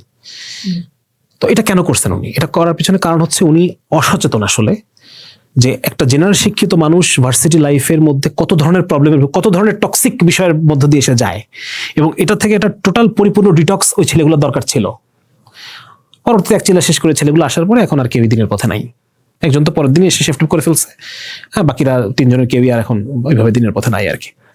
তো দেখেন, তার মানে এটা কিন্তু উনি আলেম যিনি, উনি আসলে মানে তাবলীগের ব্যাপারটাকে শুধুই একটা নেক আমল হিসেবে ধরছেন, এটাকে একটা পিউরিফিকেশন প্রসেস হিসেবে ধরেন নাই। যদি সেটা ধরতেন তাহলে পরে একজন আলেমের জন্য হয়তো 3 চিল্লা, উনি সারা জীবন মাদ্রাসার মধ্যেই বড় হয়েছেন, মেহনত করছেন, উনি মতো নিজের জন্য জরুরি না, কিন্তু এই ভার্সিটির ছেলেগুলোর জন্য 3 চিল্লা দেওয়াটা কি পরিমাণ গুরুত্বপূর্ণ ছিল সেই টাইমে। পরিবেশ এবং ভার্সিটি লাইফ যে লিড করে তার জন্য তো সেম না। এবং এই ছেলেগুলোর একটা যে টোটাল মানে ডিটক্স প্রসেস সেটা কমপ্লিট হলো না। তো যাই হোক, এটা একটা। আর 2 নম্বর হচ্ছে যিনি দিন বুঝছেন তারপরে বছর বছর চিল্লা যাচ্ছেন, এটা উনি এর চাইতে পরিবারকে সময় দেওয়া বেশি গুরুত্বপূর্ণ কিনা। দেখেন, এটা আমি একটু আগে মানে বলছি যে বছর বছর যাওয়াটা এটা হচ্ছে কি ডিটক্সিফিকেশন প্রসেসটাকে কন্টিনিউ করা। মানে আমি যে আমার ব্রেন সার্কিট গুলো, চিন্তা চেতনাগুলো আমি নতুন বানায় নিয়ে আসলাম, এখন যদি আমি নির্দিষ্ট সময় পর যদি আমি আবার ওই একই পরিবেশে না যাই, তাহলে পরে আমার এটা আস্তে আস্তে আরো ফেড হইতে থাকবে, আরো ডাইলুট হইতে থাকবে। সুতরাং 3 দিনের জামাতে যাওয়া বা চিল্লা যাওয়া, এটা কিন্তু এটার ক্ষেত্রে ওই যে বললাম, পরিবার ফেলে রেখে যাওয়া, পরিবারকে একবারে জলে ফেলে দিয়ে চলে যাওয়া, এটা তো কখনোই কোনোভাবে এটা না। আর 2 নম্বর একটা বিষয় হচ্ছে যে আপনি যে পরিবারকে টাইম দিবেন, পরিবারকে আপনি আসলে কি দিবেন, কি করবেন পরিবারের সাথে, আমাদের মানুষ যারা বুঝতেছে না তারা কি করে, তারা বা দিনের চেতনাগুলো যাদের ফেড হয়ে আসতেছে তারা কি করে, পরিবারের সাথে ঝগড়া ঝাঁটি এই সেই বিভিন্ন, বোনকে হক দিবে না, দিবে না, সন্তানগুলোকে ঠিক মতো সে মানুষ করতে পারতেছে না, সময় দিচ্ছে না, কোথায় পড়াতে হবে জানে না। মানে এই যে দেখেন, মানে পরিবারকে যে আমি একটা টাইম দিব, পরিবারের সাথে আসলে আমি করবোটা কি, এটা বোঝার জন্য তো আমার মানে দিনই চেতনাটাকে, আমার পারদটাকে ঊর্ধ্বমুখী রাখতে হবে, ঠিক কিনা? যে মানুষ দিন বোঝে না, দিন সম্পর্কে গাফেল, পরিবারের হক আদায় করার জন্য তো হক আদায় করার জন্য। তারপরে যে মানুষটা দিন সম্পর্কে দিনই চেতনা যার মধ্যে নাই, সে পরিবারকে সময় দিলেই কি না দিলে কি। সো এই কারণে আসলে দিন শেখা, নিজেকে পরিবর্তন করা, আর পরিবারকে যদি আমি দিন একটা মানে quality time, Islamically quality time দিতে চাই, ইসলামের মানে একটা ইসলামপূর্ণ সময় আমি পরিবারকে দিতে চাই, তাহলে আমার নিজের মধ্যেও তো পরিবর্তনের প্রয়োজন আছে। এই পরিবর্তনটা কে করবে? তাহলে এক হচ্ছে নিজের পরিবর্তন, আর 2 নম্বর হচ্ছে আমার ভিতরকার যে চিন্তা চেতনাটাকে পরিবারের মধ্যে ঢুকানোর চেষ্টা করা। এইটার জন্য তো আমার রেগুলার আমাকে মানে সময় দিতে হবে। এখন কথা হচ্ছে যে এখানে এই ফরম্যাটের মধ্যে আমার পরিবর্তন আনা যায় কিনা। যেমন কথার কথা, যে চিল্লা লাগাচ্ছে তাকে বাধ্যতামূলক করা যায় এই চিল্লার মধ্যে তুমি একটা সময় 3 দিন বা 10 দিন তুমি তোমার পরিবারের সাথে সময়, মানে পরিবারের সাথে সময় লাগাবা। হ্যাঁ, মানে এরকম ভাবে কিছু জিনিস মানে বাধ্যতামূলক করা আর কি, যাতে করে পরিবারের সাথে অ্যাটাচমেন্ট এবং পরিবারের প্রতি রেসপন্সিবিলিটি গুলো সে আরো ভালো বুঝতে পারে। আমরা যখন মেহনত করি তখন থেকে আমরা শুনতেছি যে মাস্তুরাতের মেহনত নাই, মাস্তুরাত মেহনতকে বোঝে না। তো আপনি এটাকে মূল ফরম্যাটের সাথে ইনকর্পোরেট করে দেন। আপনি বলেন যে আপনি যে বাৎসরিক চিল্লা লাগাইতেছেন তার মধ্যে অবশ্যই 10টা দিন আপনার ওয়াইফ সহ দেওয়া লাগবে। তাহলে পরে তো এই প্রবলেমটা কিছুটা সলভ তো করা যায়। বা 3 দিন দেওয়া হলো আপনার, 5 দিন দেওয়া লাগবে আপনার মাস্তুরাত সহ। তাহলে প্রতি বছর চিল্লার মধ্যে একটা অংশ সে তো তার ওয়াইফ সহ দিবে, তাই না? তো এরকম কিছু মডিফিকেশন আনার মাধ্যমে আমার মনে হয় যে এটাকে আরো সলভ করার সুযোগ আছে। তাবলিগ জামাতের বিরুদ্ধে আসলে অনেক ব্যাপার তো আলোচনা হলো, তো বাকি আমাদের সমাজে যে ভুল ধারণা, মানে একটা হচ্ছে ধারণা, একটা হচ্ছে ভুল ধারণা, মানে ভুল ধারণা কি কি এ বিষয়ে আসলে আপনার নলেজে বা আপনার দৃষ্টিতে কি কি পড়েছে যদি আমাদের একটু বলতেন। কিছু জিনিস আছে টোটালি অমূলক, একদম টোটালি তাবলিগ ওটা মানে বিলিভই করে না, এরকম কিছু বিষয় আছে। 2 নম্বর কিছু বিষয় আছে যেটা তাবলিগের মধ্যে আছে, কিন্তু এটার আসলে আরো অনেক ব্যাখ্যা করা সম্ভব, এরকম কিছু বিষয় আছে। আর কিছু ভুল আছে যেটা আসলেই ভুল, এটাকে পরিবর্তন করা দরকার। 3টা পর্যায়ের ভুল এখানে আছে। তো একটা যে কিছু জিনিস যদি বলি যে একদম টোটালি অমূলক না, শিরক কুফর যে জিনিসগুলো আছে, হ্যাঁ, মাজার কেন্দ্রিক চিন্তা চেতনা বা এই বিষয়গুলো, এটা তো তাবলিগ টোটালি এটাকে নিরুৎসাহিত করে সব জায়গায়, তাই না? তাবলিগ এটার বিরুদ্ধেই দাওয়াত দেয় সবটা জায়গায় বলতে চায়, কিন্তু দেখা যাচ্ছে যারা সমাজের মধ্যেই একটা অংশ, তারা আবার এই ইলজামগুলো তাবলিগের উপর চাপানোর চেষ্টা করে। হ্যাঁ, যে শিরকি দাওয়াত দেয়, কুফরি দাওয়াত দেয়, এইসব কথা শব্দ শোনা যায় আর কি। হ্যাঁ, বিশেষ করে আমাদের ওই কিছু কারামতের ঘটনা থেকে, অলিদের কিছু কারামতের ঘটনা আমাদের কিতাবপত্রের মধ্যে আছে, ওইগুলা তুলে এনে মানে আমাদেরকে কবর পূজারি এগুলো প্রমাণ করার জন্য চেষ্টা করতে থাকে। এটা একটা। তো আরেকটা বিষয় আছে যে কিছু ভুল আসলে আছে, যে বিষয়গুলো আসলে সংশোধন এর যোগ্য। হ্যাঁ, কিছু আছে ব্যাখ্যা সাপেক্ষ, ব্যাখ্যা করা যায়। যেমন এর মধ্যে যেমন তাবলিগের বইগুলোর মধ্যে যে জয়ীফ হাদিসগুলা ইনক্লুড করা, এটা ব্যাখ্যা করা যায়। হ্যাঁ, যে জয়ীফ হাদিস আমলের জন্য, আমলের তারগিবের জন্য, উৎসাহ জাগানোর জন্য, ফাজাইলের জন্য, এটা পূর্ববর্তী সালাফ থেকে এটা প্রচলিত আছে, এটা আমরা ব্যাখ্যা করতে পারি। আবার দেখেন কিছু এমন হাদিসও আছে যেটা আসলে মানে মেনশনেবলই না, জয়ীফুন জিদ্দা, মানে একদম মানে জাল টাইপের কিছু আছে, সেগুলো থেকে পিউরিফিকেশন প্রয়োজন। হ্যাঁ, এবং আমি আমার অডিয়েন্সকে বলবো আপনারা পড়বেন, পাবলিকেশন কি উমেদ প্রকাশনী, হ্যাঁ, ফাজাইল আমলের তাহকিক একটা ভার্সন আছে, এটা আপনারা পড়বেন, আপনারা এখান থেকে উপকৃত হতে পারবেন ইনশাআল্লাহ। এটা একটা। তারপরে ধরেন যে হেকায়েতে সাহাবাটা ওনারা নতুন করে নিয়ে আসছে আর কি, মানে তাহকিক করে নিয়ে আসছেন আর কি, হেকায়েতে সাহাবা, এটাও পড়া যেতে পারে। সম্ভবত ফাজাইলে সাদাকাতের কাজও চলতেছে আমি যতদূর জানি। তো এই বইগুলো আপনারা পড়লে পরে তখন মানে বোঝা যাবে আসলে। আরেকটা বিষয় যে বেশ কিছু আছে, যেমন এই যে ঘর বাড়ি ছেড়ে রেখে চলে যায়, এটা আসলেই যায়, এটা বাস্তবতা আছে। এটাকে ঠেকানোর জন্য আরো কি করা দরকার, এটা আমাদের মুরব্বিদের চিন্তা করতে হবে, আলেমদের চিন্তা করতে হবে। তারপর আরেকটা বিষয় হচ্ছে তারা মানে তাবলিগের আলেম ছাড়া অন্যান্য আলেমদের কথা শুনতে নারাজ, তারা নিতে চান না, এটা একটা সমস্যা। কারণ অন্যান্য ওলামায়ে কেরাম তারা তো দিনী মেহনতকে যেন দিনী উসুলের উপর রাখা সম্ভব হয়, এটা তো আলেমরাই দেখবেন, তাই না? দিনী মেহনত দিনী উসুলের উপর আছে কিনা, এটা তো আলেমরা বিচার করবেন। এবং ভিতরে আপনি যখন এই রুমের মধ্যে আছেন, আপনি তো সব বুঝবেন না, রুমের বাইরে যিনি আছেন উনি পুরো জিনিসটা দেখতেছেন যে কোথায় কোথায় সমস্যা আছে। আপনার চোখে যে যাকে ভালোবাসে তার কোনো দুষ্টুরি তো সামনে পড়ে না, সে শুধু ভালোই দেখে, ঠিক না? কিন্তু যখন বাইরের একজন কেউ বলবে তখন সে ভালো মন্দ সবই বিচার করতে পারবে। ঠিক আছে, সো এটা একটা গুরুত্বপূর্ণ জিনিস যে আসলে এরকম অনেক ভুল ধারণা আছে। আমার মনে হয় যে সেগুলো নিয়ে আলাদা এপিসোড হতে পারে। এগুলো আলোচনা করতে গেলে আমাদের আলোচনা অলরেডি অনেক লম্বা হয়ে গেছে। আচ্ছা, এখন আমাকে যদি আপনি বলেন যে আমার চোখে আমি কোন কোন জিনিস সংশোধনযোগ্য মনে করি, এইটা আমি একটু বলতে চাই। এক নম্বর হচ্ছে তাবলিগ এর এক নম্বর যেটা করা দরকার সেটা হচ্ছে, ভুল বলবো না কিন্তু সংশোধনযোগ্য বা মানে এটাকে বা চিন্তা করা যেতে পারে আমলে নেওয়ার মতো আর কি। জি, জি, চিন্তা করা যেতে পারে। এক নম্বর হচ্ছে অ্যাডভান্সড দায়ী তৈরি না করা। মানে তাবলিগে জামাত সবাইকে বেসলাইন দিয়ে দিচ্ছে, কিন্তু তাদের এই পটেনশিয়ালও আছে যে তারা মানে বেসলাইনের চাইতেও কিছু অ্যাডভান্স দায়ী তৈরি করবে। যেমন ধরেন মসজিদের মিম্বরগুলোতে যারা বসে, হ্যাঁ, বা জামাতের আমির যারা হয়, বা মিম্বরগুলোতে যারা যারা মার্কাজগুলোতে যারা বয়ান করে, এদের জন্য কোনো অ্যাডভান্স ট্রেনিং এর ব্যবস্থা কেন তাবলিগ করে না? এটা করা দরকার বলে আমি মনে করি। হ্যাঁ, এটা একটা সুরত আছে যে আপনারা মার্কাজে আসেন, সময় দেন, বা নিজামুদ্দিন যখন ছিল তখন নিজামুদ্দিন মার্কাজ যাইতে বলতো। এখন আমি জানি না যে ইয়েতে মানে অন্য অন্য কোনো মার্কাজে যাওয়ার মতো কোনো বিষয় আছে কিনা, যে মার্কাজে 60 দিন সময় দেন, এরকম কিছু বিষয় ছিল যে যাতে করে তারা আরো অ্যাডভান্স তারবিয়ত করা সম্ভব হয়। তো আমি বলতে চাচ্ছি যে যেমন ভার্সিটি যারা তাবলিগওয়ালা ছেলে যারা আছে, হ্যাঁ, তাদেরকে আমি বেসলাইন দেওয়ার পরে তাদেরকে আমি অ্যাডভান্সড কোনো দাওয়াতি ট্রেনিংটা কেন দিচ্ছি না? কারণ ভার্সিটির মধ্যে তো বিভিন্ন মতের মানুষ, বিভিন্ন পথের মানুষ, বিভিন্ন ধরনের ইস্যুজ এখানে আছে। এগুলো ডিল করার জন্য আরেকটু যোগ্যতা সম্পন্ন আমি সাথীদেরকে কেন করতে চাচ্ছি না? এটা আমি মনে করি যে তাবলিগের ফরম্যাটেই সম্ভব, এটা করা যায়। আচ্ছা, এখানে আমি যে বিষয়ে জানতে চাবো সেটা হচ্ছে যে অ্যাডভান্সড যে বিষয়গুলো তাদেরকে জানানো দরকার বলে আপনার মনে হচ্ছে, মানে সেই পয়েন্ট বা বিষয়গুলো যদি একটু বলতেন যে এই পয়েন্টে তাদেরকে একটু অ্যাডভান্সড করা যেতে পারে। যেমন হচ্ছে সমসাময়িক বিভিন্ন বিষয়গুলো নিয়ে কিছু ট্রেনিং আয়োজন করা। 2 নম্বর হচ্ছে এরকম হতে পারে যে এই যে বিভিন্ন ফিলোসফিক্যাল বিভিন্ন বিষয়, মানে তাবলিগের যারা ভার্সিটির স্টুডেন্ট যারা আছে তারা, আমি একটা উদাহরণ দিই আপনাকে।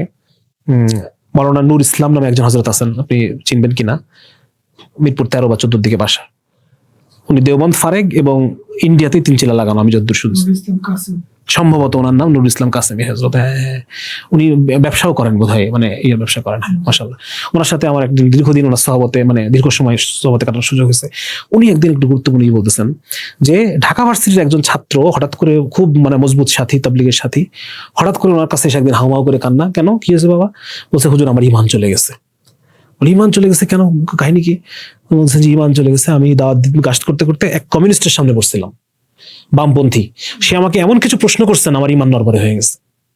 তখন উনি বলতেছেন, হযরত বলতেছেন, না এরকম কেন হবে? তুমি ভার্সিটির তাবলীগওয়ালা, এই সমস্ত প্রশ্নের উত্তর তো তোমার কাছে রেডিমেড মজুদ থাকতে হবে, তাই না? মানে যে ফিলোসফিক্যাল যে সমস্ত কনফিউশন আজকে দুনিয়াতে আছে, এটা সম্পর্কে একজন ভার্সিটির তাবলীগওয়ালা কেন জানবে না? একজন তাবলীগওয়ালা ছেলে সে কেন শুধুমাত্র মানে তার এই যে তাবলীগের নিসাবের মধ্যে সীমাবদ্ধ থাকবে? বাইরের বইপত্র তুমি কেন পড়বা না? সুতরাং এই জায়গায় আমি বলতেছিলাম যে এখন যেহেতু সিচুয়েশন পরিবর্তিত সিচুয়েশন, সুতরাং এই জায়গায় আমার মনে হয় যে অ্যাডভান্স দায়ী তৈরি করার এই কাজটাও, বিশেষ করে যারা মিম্বরে বসবেন, বিশেষ করে যারা জামাতের আমির হবেন, হ্যাঁ, এই ধরনের মানুষের কিছু অ্যাডভান্স ট্রেনিং প্রয়োজন আমি মনে করি। বর্তমান সময়ে আমরা দেখেছি ইদানিংয়ের ভিতরে বা বেশ কিছুদিন আগে পক্ষ বিপক্ষের কোনো আলোচনা না, যেহেতু আপনার কথার সাথে রিলেটেড, সেহেতু আমরা দেখেছি যে একটা বিষয় নিয়ে তবলিগে কনফিউশন সৃষ্টি হয়েছিল। তো দেখা গিয়েছে যে দোনো পক্ষই কিছু প্রোগ্রামের আয়োজন করেছে, ওজাহাতে জোর বা এসে যাই হোক, যে কোনো নাম হোক, পক্ষ বিপক্ষ কিছু না। মানে বিষয়টা হচ্ছে যখন কোনো প্রবলেম সামনে আসে তখন ব্যাপারটা এরকম হয় যে ওলামায়ে কেরাম চাইলে এই মানে সাথীদের ব্যাপারে হোক, মানে সাথীদের ব্যাপারে বা তাদেরকে এই বিষয়গুলো নিয়ে ডিসকাস করতে পারে, তাদেরকে কনসার্ন করতে পারে, তাদেরকে জানাতে পারে যে এই প্রবলেম, এগুলোর সলিউশন এই, এগুলো তোমরা এইভাবে জানবে বা এই বইগুলো পড়লে তোমরা ক্লিয়ার হয়ে গেল। ঠিক যেভাবে জোরগুলো হয়েছে, মানে বিষয়টা হচ্ছে যে একটা তো সময় ছিল আমভাবে সবাই সম্পদ চলতো, কিন্তু এখন বর্তমানে যে পরিবর্তিত যে সময়, দাওয়াত দিতে গেলে দেখা যায় যে বিভিন্ন ধরনের ফিতনার সম্মুখীন হচ্ছে। অনেক সাথীদের এরকম দেখা গেছে মানে দাওয়াত দিতে যে উল্টা দাওয়াত নিয়ে আসছে আছে। সেদিন আমি অবাক হয়ে গেছি, কুরবানি আসলে পরে কিছু মানুষ কুরবানির বিরুদ্ধে, হ্যাঁ, একটা ছেলে পোস্ট করছে যে আমি আমার তাবলিগি বাবাকে এই বছর কুরবানি, আমার বাবা রাজি হয়েছে যে কুরবানি দিবেন আসে। ছেলের কথা মুতাসসির হয়ে গেছে, সে কুরবানি দেওয়া খারাপ, তাবলিগি বাবা। তাহলে মানে দেখেন, মানে এই যে এই সমসাময়িক যে ফিলোসফিক্যাল ইস্যু যেগুলো আছে, এইগুলো সম্পর্কে বিশেষ করে ভার্সিটির ছেলেদের আমি মনে করি যে এটা ঈমান বাঁচানো তো ফরজ নাকি, তাই যদি হয় তাহলে এগুলো জানা আমি মনে করি ফরজের কাছাকাছি। হ্যাঁ, তো এটা একটা 2 নাম্বার আমি একটা বলবো, সেটা হচ্ছে সিলেবাসের একটা তাবলিগি নিসাবের একটা হায়ারার্কি থাকা। হায়ারার্কি বলতে ধরেন যে একটা তো সিলেবাস তাবলিগি নিসাব, এর পরের পর্যায়ে যে উন্নত হতে চায় তার জন্য আরেকটা সিলেবাস, এর পরের পর্যায়ে যে উন্নত হতে চায় তার জন্য একটা সিলেবাস, এরকম 2-3টা ধাপে যদি 2-3টা সিলেবাস থাকে তাহলে পরে একটা কি হবে, একটা হায়ারার্কিক্যাল, মানে একটা তো সবখানে পড়া হবে, একটা থাকবে। এরপর দেখা যাচ্ছে ব্যক্তিগত পাঠের জন্য আরেকটা লেয়ার্স অফ সিলেবাস থাকবে, এরপরে ব্যক্তিগত পাঠের জন্য আরেকটা লেয়ার্স অফ সিলেবাস থাকবে। হ্যাঁ, যেমন ধরেন এটা ধরেন যে কথা 3 চিলার সাথীদের জোর, সেইখানে ওই লেভেলের সিলেবাসের আলোচনা চলবে, ওই লেভেলে এরকম একটা যদি হায়ারার্কি থাকে। এটা 3 নম্বর হচ্ছে আলেমদের সংস্পর্শ, মানে টোটালি নাই বললে আমি মনে করি উভয় পক্ষেই নাই আসলে। যারা আমাকে মানে আলেম পক্ষ দাবি করে তারাও আলেমদের সংস্পর্শ, আলেমদের মাশওয়ারা থেকে আমি মনে করি দূরে। এখানে মানে আমি কোনো পক্ষের আলোচনা যাচ্ছি না। তো মোট কথা এখানে এটাকে ফরম্যাটের মধ্যে আনা যায় কিরকম, যেমন হচ্ছে এরকম হইতে পারে যে একটা চিল্লার শেষ 10 দিন, যেহেতু আমি প্রত্যেক জামাতে একজন আলেম দিতে পারতেছি না, কিন্তু জামাতটাকে তো আলেমদের কাছে নিতে পারি, এটা তো পারা যায়। তাহলে শেষ 10 দিন কোন একটা মাদ্রাসা মসজিদের লোক থাকতে পারে, ওই মাদ্রাসা মসজিদের তরতিব করা আছে যে এখানে তাবলিগের জামাত আসলে পরে অমুক অমুক হুজুর এই বিষয়ে ক্লাস নেবে। ওই 10 দিন দেখা যাচ্ছে ওই 10 দিন কোনো গাছ নেই, ওই 10 দিন কোনো গাছ নাই, ওই 10 দিন টোটাল দার্সই চলবে। ওই 10 দিন বিভিন্ন বিষয় নিয়ে সরাসরি আলেমদের মুখ থেকে দার্স। মাদ্রাসার পরিবেশ দেখার দ্বারা উলামায়ে কেরামের প্রতি একটা সম্ভ্রম তৈরি হয়, সম্মান তৈরি হয়। যে কখনো মাদ্রাসায় ঢুকে নাই সে আলেমদের পড়াশোনা, আলেমদের সিলেবাস, আলেমদের জীবনযাপন, তাদের কুরবানি নিয়ে সে কখনো বুঝবো না। আজকে যে এই যে সমস্যা তৈরি হয়েছে বাংলাদেশে, এটার পিছনে একটা কারণ অন্যতম এইটা, আপনি উলামায়ে কেরাম চিল্লায় বেরোতে পারতেছেন না, এটা একটা বাস্তবতা। প্রত্যেকটা জামাতের সাথে একজন আলেম দেওয়া সম্ভব না, কিন্তু পুরো জামাতটাকে তো আমি আলেমের কাছে নিতে পারি, এবং এটা ফরম্যাটের মধ্যে আনলেই হয়। অ্যাটলিস্ট এই আমি মানে শুরা পক্ষের কাছ থেকে এটা আশা করছিলাম যে আপনারা অ্যাটলিস্ট এরকম একটা ফরম্যাটে আসবেন। প্রত্যেক চিল্লার লাস্ট 10 দিন বা যে কোনো 10টা দিন একটা মাদ্রাসা মসজিদের রোগ করবে, সেখানে তারা ইলমি বিষয়গুলো তারা জানতে পারবে। তো এটা একটা, তো এইরকম কয়েকটা মানে জিনিস আসলে সংশোধন হওয়া দরকার আসলে, এবং এটা করার পটেনশিয়াল তাবলিগের মধ্যে আছে, চাইলে করা যায়। কিন্তু এটা হয়তো যাই হোক, আমরা বিষয়টা আসলে হ্যাঁ। রাখলাম, জি। যথাযথ কর্তৃপক্ষ যদি বিষয়টা ভালো মনে করেন বা জি। তারা এটা যাচাই বাছাই করলেন, আরো যদি মানে আরো ভালো যদি ফরম্যাট হয় তারা চিন্তা করতে পারেন, আলহামদুলিল্লাহ আরো ভালো। আমার কথা হচ্ছে যে আকাবিরিনরা মেজাজ রেখে যাবেন, এই মেজাজটাকে ঠিক রেখে বাইরে মডিফিকেশন আসবে, এইটাই বরং ওই আকাবিরকে যুগে যুগে প্রাসঙ্গিক করে রাখে। আমি এই ব্যাপারটা বোঝাতে পারছি কিনা? হ্যাঁ, মানে ধরেন যে ইসলাম এখনো কেন প্রাসঙ্গিক, কারণ ইসলাম কোরআন রাসূলুল্লাহ সাল্লাল্লাহু আলাইহি ওয়াসাল্লাম মূলনীতি বলে দিয়ে গেছেন। ওই মূলনীতির আলোকে পরবর্তীতে যত নতুন নতুন মাসাইল আসবে, এগুলা সব কিছুর ফিক আস্তে আস্তে আস্তে বড় হতে থাকবে। তো একই রকম ভাবে তাবলিগ যে মেজাজ দেখায় গেছেন আমাদের ইলিয়াস রহমাতুল্লাহ, ওই মেজাজটাকে ঠিক রেখে যদি আমি এখানে আরো বিভিন্ন ধরনের মডিফিকেশন আনতে পারি, এর দ্বারা ওনাকে অপমান করা হয় না, এর দ্বারা ওনাকে প্রাসঙ্গিক করা হয়। অনেকে বলে থাকেন যে তাবলিগে গেলে শুধু ফজিলতের কথা শোনা যায়, বাস্তব জীবনের সমস্যা নিয়ে আলোচনা হয় না। আচ্ছা, বিষয়টা আসলে আপনি কিরকম দেখেন? আচ্ছা, বাস্তব জীবনের সমস্যা, বাস্তব জীবনে একটা সমস্যা আসছে, এই সমস্যায় আমি কোন পক্ষ নিছি বা এই সমস্যাটাকে আমি কিভাবে সমাধানের চেষ্টা করতেছি, এইটা নির্ভর করে পুরাটাই আমার বিশ্বাসের উপরে। আমি যা বিশ্বাস করি আমি আসলে ওইটাই করি, আমি যা বিশ্বাস করি আমি আসলে ওইভাবেই করি, আমি যা বিশ্বাস করি আমি আসলে ওইটাই অর্জন করতে চাই, আমার টার্গেট ওটাই থাকে। সো আপনি যদি বিশ্বাসের জায়গাটা ঠিক না করেন, তাহলে এই বাস্তব জীবনের সমস্যা নিয়ে আলোচনা, এটা আপনাকে কোনো সমাধানে নিবে না।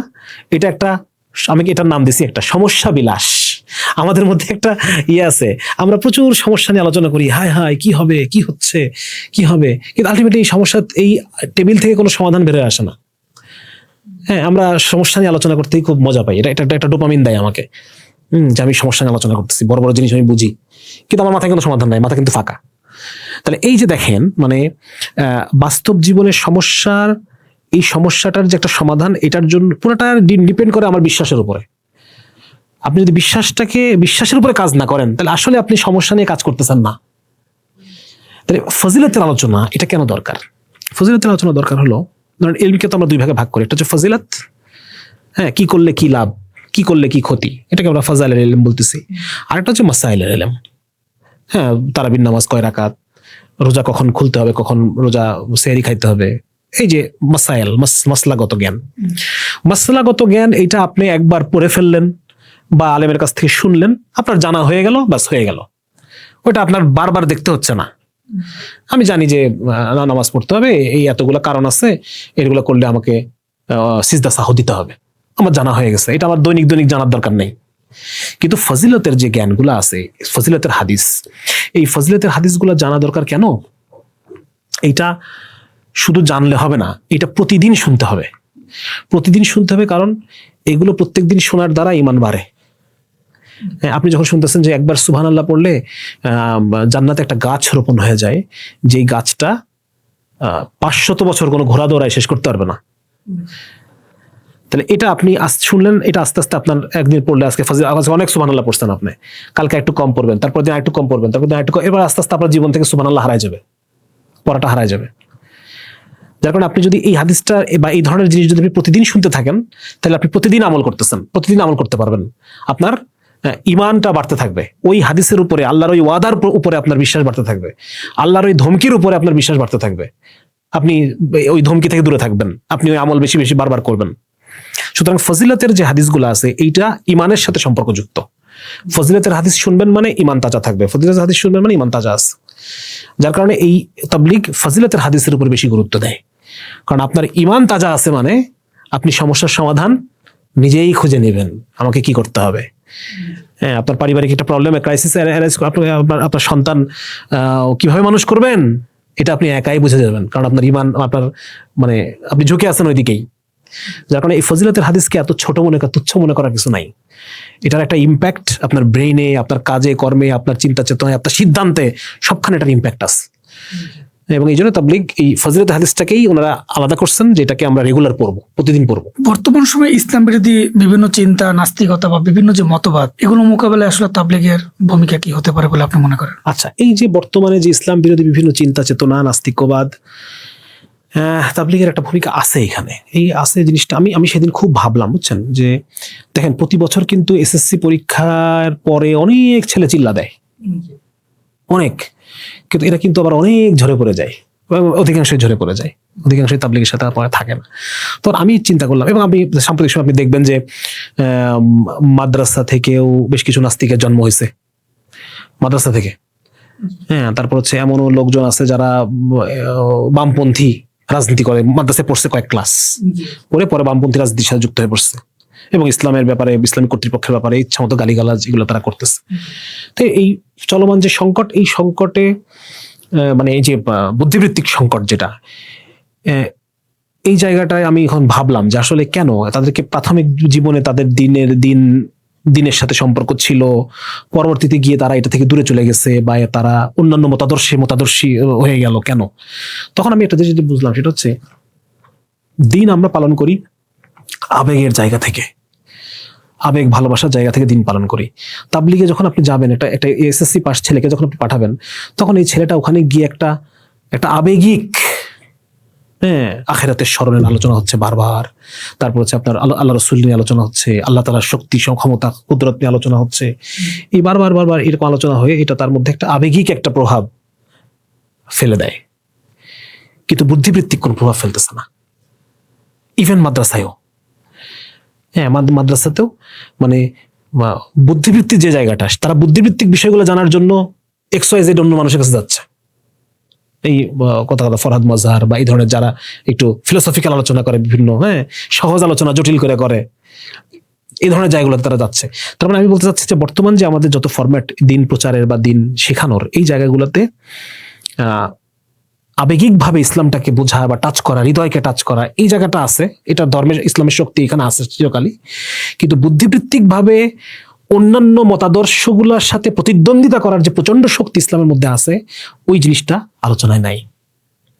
যার কারণে এরা পরবর্তীতে বুদ্ধিবৃত্তিক ভাবে অন্যদিকে চলে যায়, ইসলামকে হারায় ফেলে। এসএসসি ছেলেটা যখন আরেকটু বড় হয়, বড় হয়ে বিভিন্ন আরো বইপত্র পড়তেছে, কথার কথা পৌরনীতি বই পড়তেছে বা সমাজবিজ্ঞান বই পড়তেছে বা ভার্সিটিতে গেছে, যাই সেখানে বিভিন্ন চটকদার কথাবার্তা শুনতেছে, তখন সে তার ওই ইসলামের আবেগটা ওয়াশ হয়ে যায়। তাবলিগের এই জায়গায় যে কাজটা তাবলিগ করতে পারে সেটা হচ্ছে ওই যে বললাম যে অ্যাডভান্সড, হ্যাঁ, এই ছেলেগুলোর মধ্যে যারা পটেনশিয়াল তাদেরকে পরবর্তী ধাপের সিলেবাস দেওয়া, তাদেরকে পরবর্তী আরো বিভিন্ন বইপত্র পড়তে উৎসাহিত করা, এগুলো করার দ্বারা তাদের যে মানসিক যে বুদ্ধিভিত্তিক যে জায়গায় ইসলামটাকে বোঝা, ইসলামী পরিবার কেন শ্রেষ্ঠ, পরিবার ব্যবস্থা, ইসলামী রাষ্ট্র ব্যবস্থা কেন শ্রেষ্ঠ, ইসলামী অর্থ ব্যবস্থা কেন শ্রেষ্ঠ, ইসলামী বিচার ব্যবস্থা, মুদ্রা ব্যবস্থা কেন শ্রেষ্ঠ, ইসলামী মানে আমি বোঝাতে পারছি কিনা, মানে একটা হচ্ছে যে satisfying your heart and satisfying your brain, এই জায়গাটা তাবলিগের কিছু করার সুযোগ আছে। কারণ বিপুল পরিমাণ শিক্ষিত যুব সমাজ তাবলিগে প্রতি বছর সময় দেয়, এসএসসি পাস ছেলেরা সময় দেয়, ভার্সিটির ছেলেরা সময় দেয়। এইখানে যদি তাবলিগ একটা কর্মপদ্ধতি গ্রহণ করে, হ্যাঁ, তাবলিগ থেকেই করুক আর ওলামা ইকরামের পক্ষ থেকেই করুক, একটা কর্মপদ্ধতি যেখানে ইসলাম স্যাটিসফাইজ ইউর ব্রেইন। এবং শাহ ওয়ালিউল্লাহ মুহাদ্দিস দেহলভী রাহিমাহুল্লাহ, উনি আজকে থেকে আরো 200-300 বছর আগে উনি কথা এটাই ছিল যে পরবর্তী প্রজন্ম মানে এমন একটা সময় আসবে যখন মানুষ আকল দিয়ে ইসলামকে বুঝতে চাবে, এবং ওই জিনিস কোরআনে আছে। আকলকে তুষ্ট করার মতো কেন রোজা ফরজ করছি, আল্লাহ বলে দিয়েছেন কেন করছি, কেন হজ ফরজ করছি, কেন এটা করছি, যাতে তুমি এটা অর্জন করতে পারো, যাতে তুমি এটা অর্জন করতে পারো। তো শাহ ওয়ালিউল্লাহ মুহাদ্দিস দেহলভী এখন খুব প্রাসঙ্গিক আমি মনে করি, বিশেষ করে তরুণ প্রজন্মের কাছে ইসলামটাকে আকর্ষণীয়ভাবে উপস্থাপন করার জন্য শাহ ওয়ালিউল্লাহ মুহাদ্দিস দেহলভীর যে পদ্ধতি, এই পদ্ধতি এখন সবচেয়ে বেশি গুরুত্বপূর্ণ আমাদের জন্য। এই জন্য সম্মানিত উলামা ইকরাম যারা আছেন, তাবলিগের সাথে যারা আছেন এবং যারা দার্সি ব্যবস্থাপনায় যারা আছেন, সবার কাছে আমার আরজ থাকবে এটা যে এই শাহ ওয়ালিউল্লাহ মুহাদ্দিস দেহলভী রাহিমাহুল্লাহর চিন্তা চেতনা অনুযায়ী যদি তাবলিগটাকে আমরা একটু সাজাতে পারতাম, কিছু বিষয় যুক্ত করতে পারতাম, কিছু জিনিস, কিছু আলোচনা, তাহলে আমার মনে হয় যে এটার যে মানে ইফেক্টিভনেস, এটার যে ফলপ্রসূতা, এটা অনেক বেশি বেড়ে যাওয়ার সম্ভাবনা ছিল এই মুহূর্তে।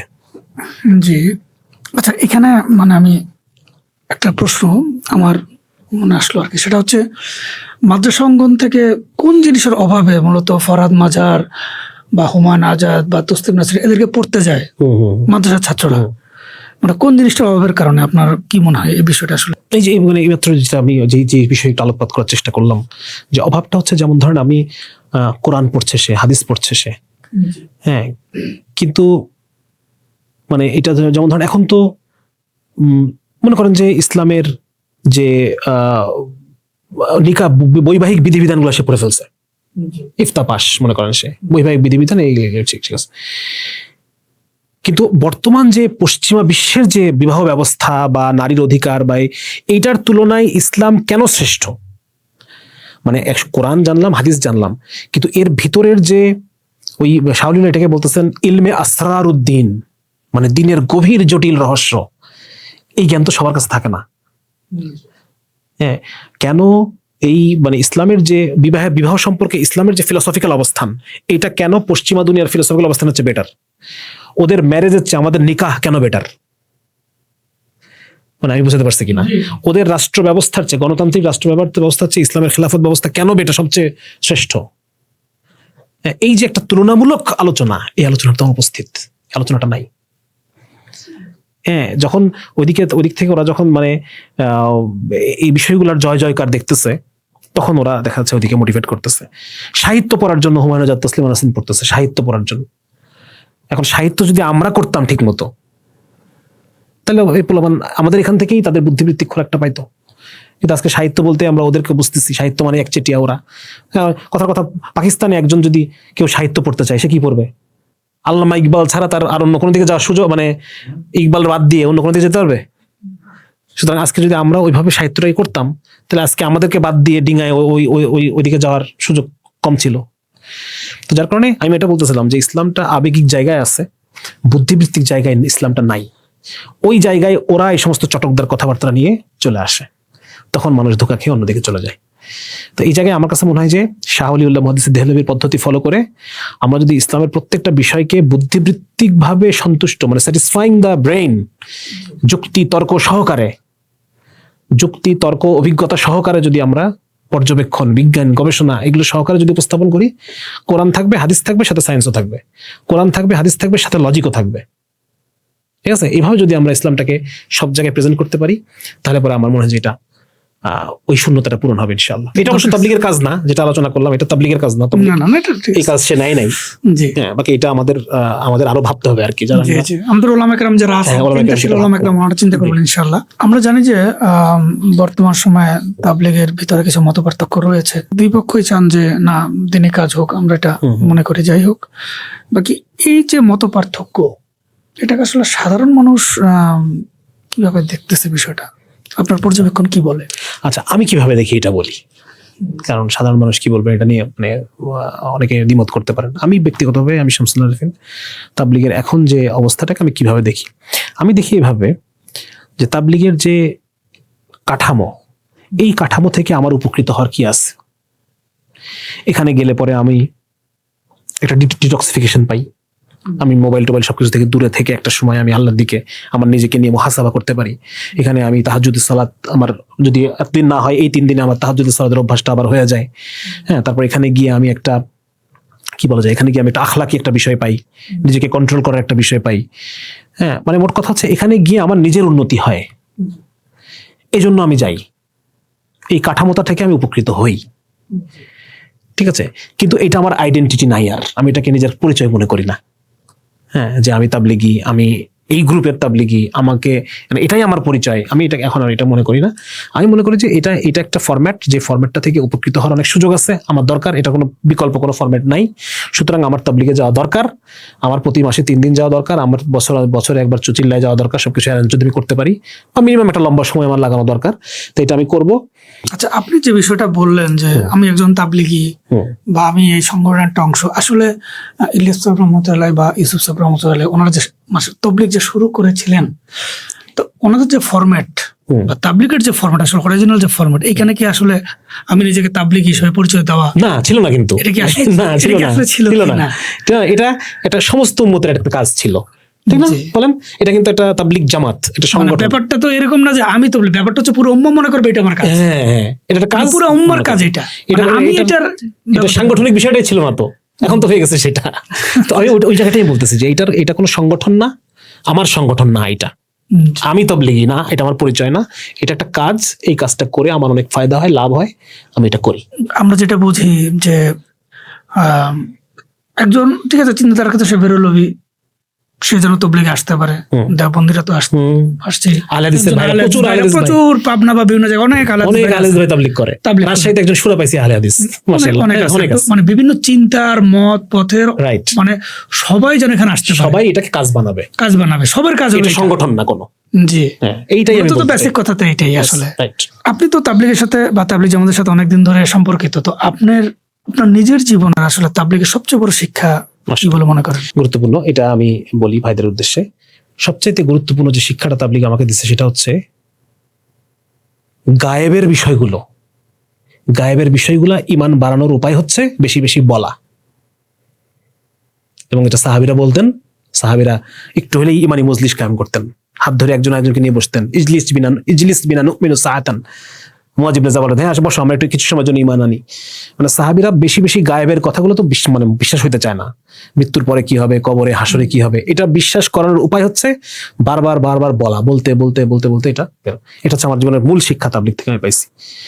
হ্যাঁ, মানে আল্লাহ সম্পর্কে, আল্লাহর বরত্ব সম্পর্কে, জান্নাত সম্পর্কে, জাহান্নাম সম্পর্কে যত বেশি আমি বলবো তত বেশি আমার ঈমান বাড়তে থাকবে। আরেকটা জিনিস হচ্ছে যে মানে দাওয়াতি কাজটা, যে এটা মানে দাওয়া মুড অন রাখা, সবসময় নিজের মধ্যে দাওয়া মুড অন রাখা। হ্যাঁ, এটা একটা গুরুত্বপূর্ণ শিক্ষা। দাওয়াতি ভাষা, হ্যাঁ, মানে ভাষাগত যে একটা নম্রতা, ভাষার নম্রতা, এটা তাবলীগের একটা গুরুত্বপূর্ণ শিক্ষা, যেটা আমি ধারণ করি, চেষ্টা করি। ইসলাম ইটসেলফ কঠিন, ইসলাম খুব কঠিন। আপনি যখন একজন শাসককে বা একজন মানুষ গাফলতির মধ্যে, গুনাহের মধ্যে লিপ্ত, তাকে যখন আপনি ইসলামের দাওয়াত দিবেন, এই দাওয়াতটা তার জন্য ভারী জিনিস। যদি আপনি আরো ভারী কথা বলেন, ভারী টোনে বলেন, তাহলে হবে না। কথা জিনিস মানে বিষয়বস্তু ভারী, কথা নরম, টোন নরম, তাহলে পরে মানুষ গ্রহণ করে কথাটা। তো এটা হচ্ছে আমার একটা গুরুত্বপূর্ণ শিক্ষা আর কি। আমি এই মানে দাওয়াতি কর্মকাণ্ড এবং এটা আমি মানে এই কানেক্ট করা, মানুষের সাথে কানেক্ট করা, যেটা এটা তাবলীগ থেকে আমি এই শিক্ষাটা পাইছি আর কি, আলহামদুলিল্লাহ। মনে করেন আজকে কোনো তরুণ আপনার কাছে আসলো, এসে জিজ্ঞাসা করলো যে আচ্ছা, আমি তো দিনের পথে আসতে চাই, আমি কোথা থেকে শুরু করবো? সেক্ষেত্রে আপনার সাজেশন কি হবে তার জন্য? সুন্দর, আমার সাজেশন থাকবে, প্রথম একটা হচ্ছে যে সে ফরজ এলেম অর্জন করবে। কোনো একজন আলেমের সোহবতে সে ফরজ এলম অর্জন করবে। এটা সে কোথায় করবে সেটা আমি আসলে জানি না। এটা 4-5 জন মিলে কোনো আলেমের কাছ থেকে সময় নিতে পারে, অথবা সে চাইলে কোনো অনলাইন কোর্স আমি একটু আগেই বলছি যে এটাতে আসলে সব হয় না, বাকি কিছুটা হয়, মানে কাজ চালানোর মতো হয়তো তার হবে। এটা প্রত্যেক এলাকায় তখন আলেম ওলামা আছেন, এমন না যে চাইলে পারা যায়, ইচ্ছা থাকলে পাওয়া যায়। জি। তো এটা করতে পারে। এরপর যেটা করতে পারে সেটা হচ্ছে যে যদি কথা ফরজ এলেম সে অনলাইনে যদি কোর্স করেও, তারপরও তার অফলাইনে একজন আলেমের সোহবত লাগবে। আলেমদের সোহবতে যাওয়া, থাকা, তার সাথে দেখা সাক্ষাৎ করা, বিভিন্ন কাজে আলেমদের পরামর্শ নেওয়া, মোট কথা একজন আলেমের সাথে একজন মানে অ্যাটাচড হয়ে যাওয়া, এটা একটা কাজ তাকে আমি বলবো।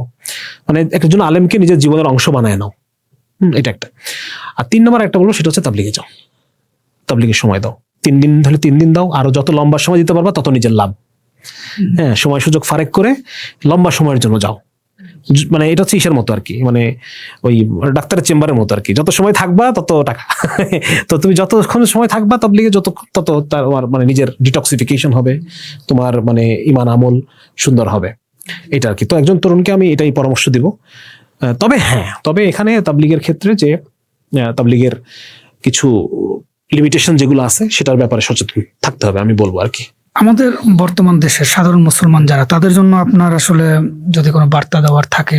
জি, সাধারণ মুসলমানদের উদ্দেশ্যে আমার বার্তা থাকবে, ভাই আপনি উলামায়ে কেরামের যে মতবিরোধ, জি, যে কোনো মানে এটা ফিকি হতে পারে, কৌশলগত হতে পারে, এত দল, এত রাজনৈতিক দল, এত বিভিন্ন খণ্ড বিখণ্ড, এই মতবিরোধের অংশ হয়েন না। জি, হ্যাঁ, উলামায়ে কেরামের সাথে যে ইলমি ডিল করা, এটা করতে দেন। আপনি নিজেকে গঠন করেন, নিজেকে পরিবর্তন করেন। জি, হ্যাঁ, আপনি কোরআন পড়েন, আপনি আরবি শিখেন, আপনি কোরআনের অর্থ সহ, তরজমা সহ, তাফসীর সহ পড়েন, আপনি রাসূল সাল্লাল্লাহু আলাইহি ওয়াসাল্লামের হাদিস পাঠ করেন, সিরাহ পাঠ করেন, জি, হ্যাঁ, সাহাবায়ে কেরামের জিন্দেগি পাঠ করেন, সংগ্রামী সাধকদের ইতিহাস বইটার নাম আসলো, এগুলো পড়েন। জি। হ্যাঁ, সমকালীন সমস্যাগুলো সম্পর্কে জানেন, এই সমস্ত বিষয়গুলো সম্পর্কে স্পষ্ট ধারণা নেন। উলামায়ে কেরামের সোহবতে যান, নিজের তাজকিয়া, আত্মশুদ্ধি, গুনাহ পরিত্যাগ করা, কুদৃষ্টি পরিত্যাগ করা, অহংকার ত্যাগ করা, কিভাবে আরো নামাজে ধ্যান বৃদ্ধি করা, সকাল সন্ধ্যা জিকিরগুলোকে করা, সমস্ত কাজে মাসনুন সুন্নাত দোয়াগুলো, মানে আপনি ইসলামের পথে আগায় যান।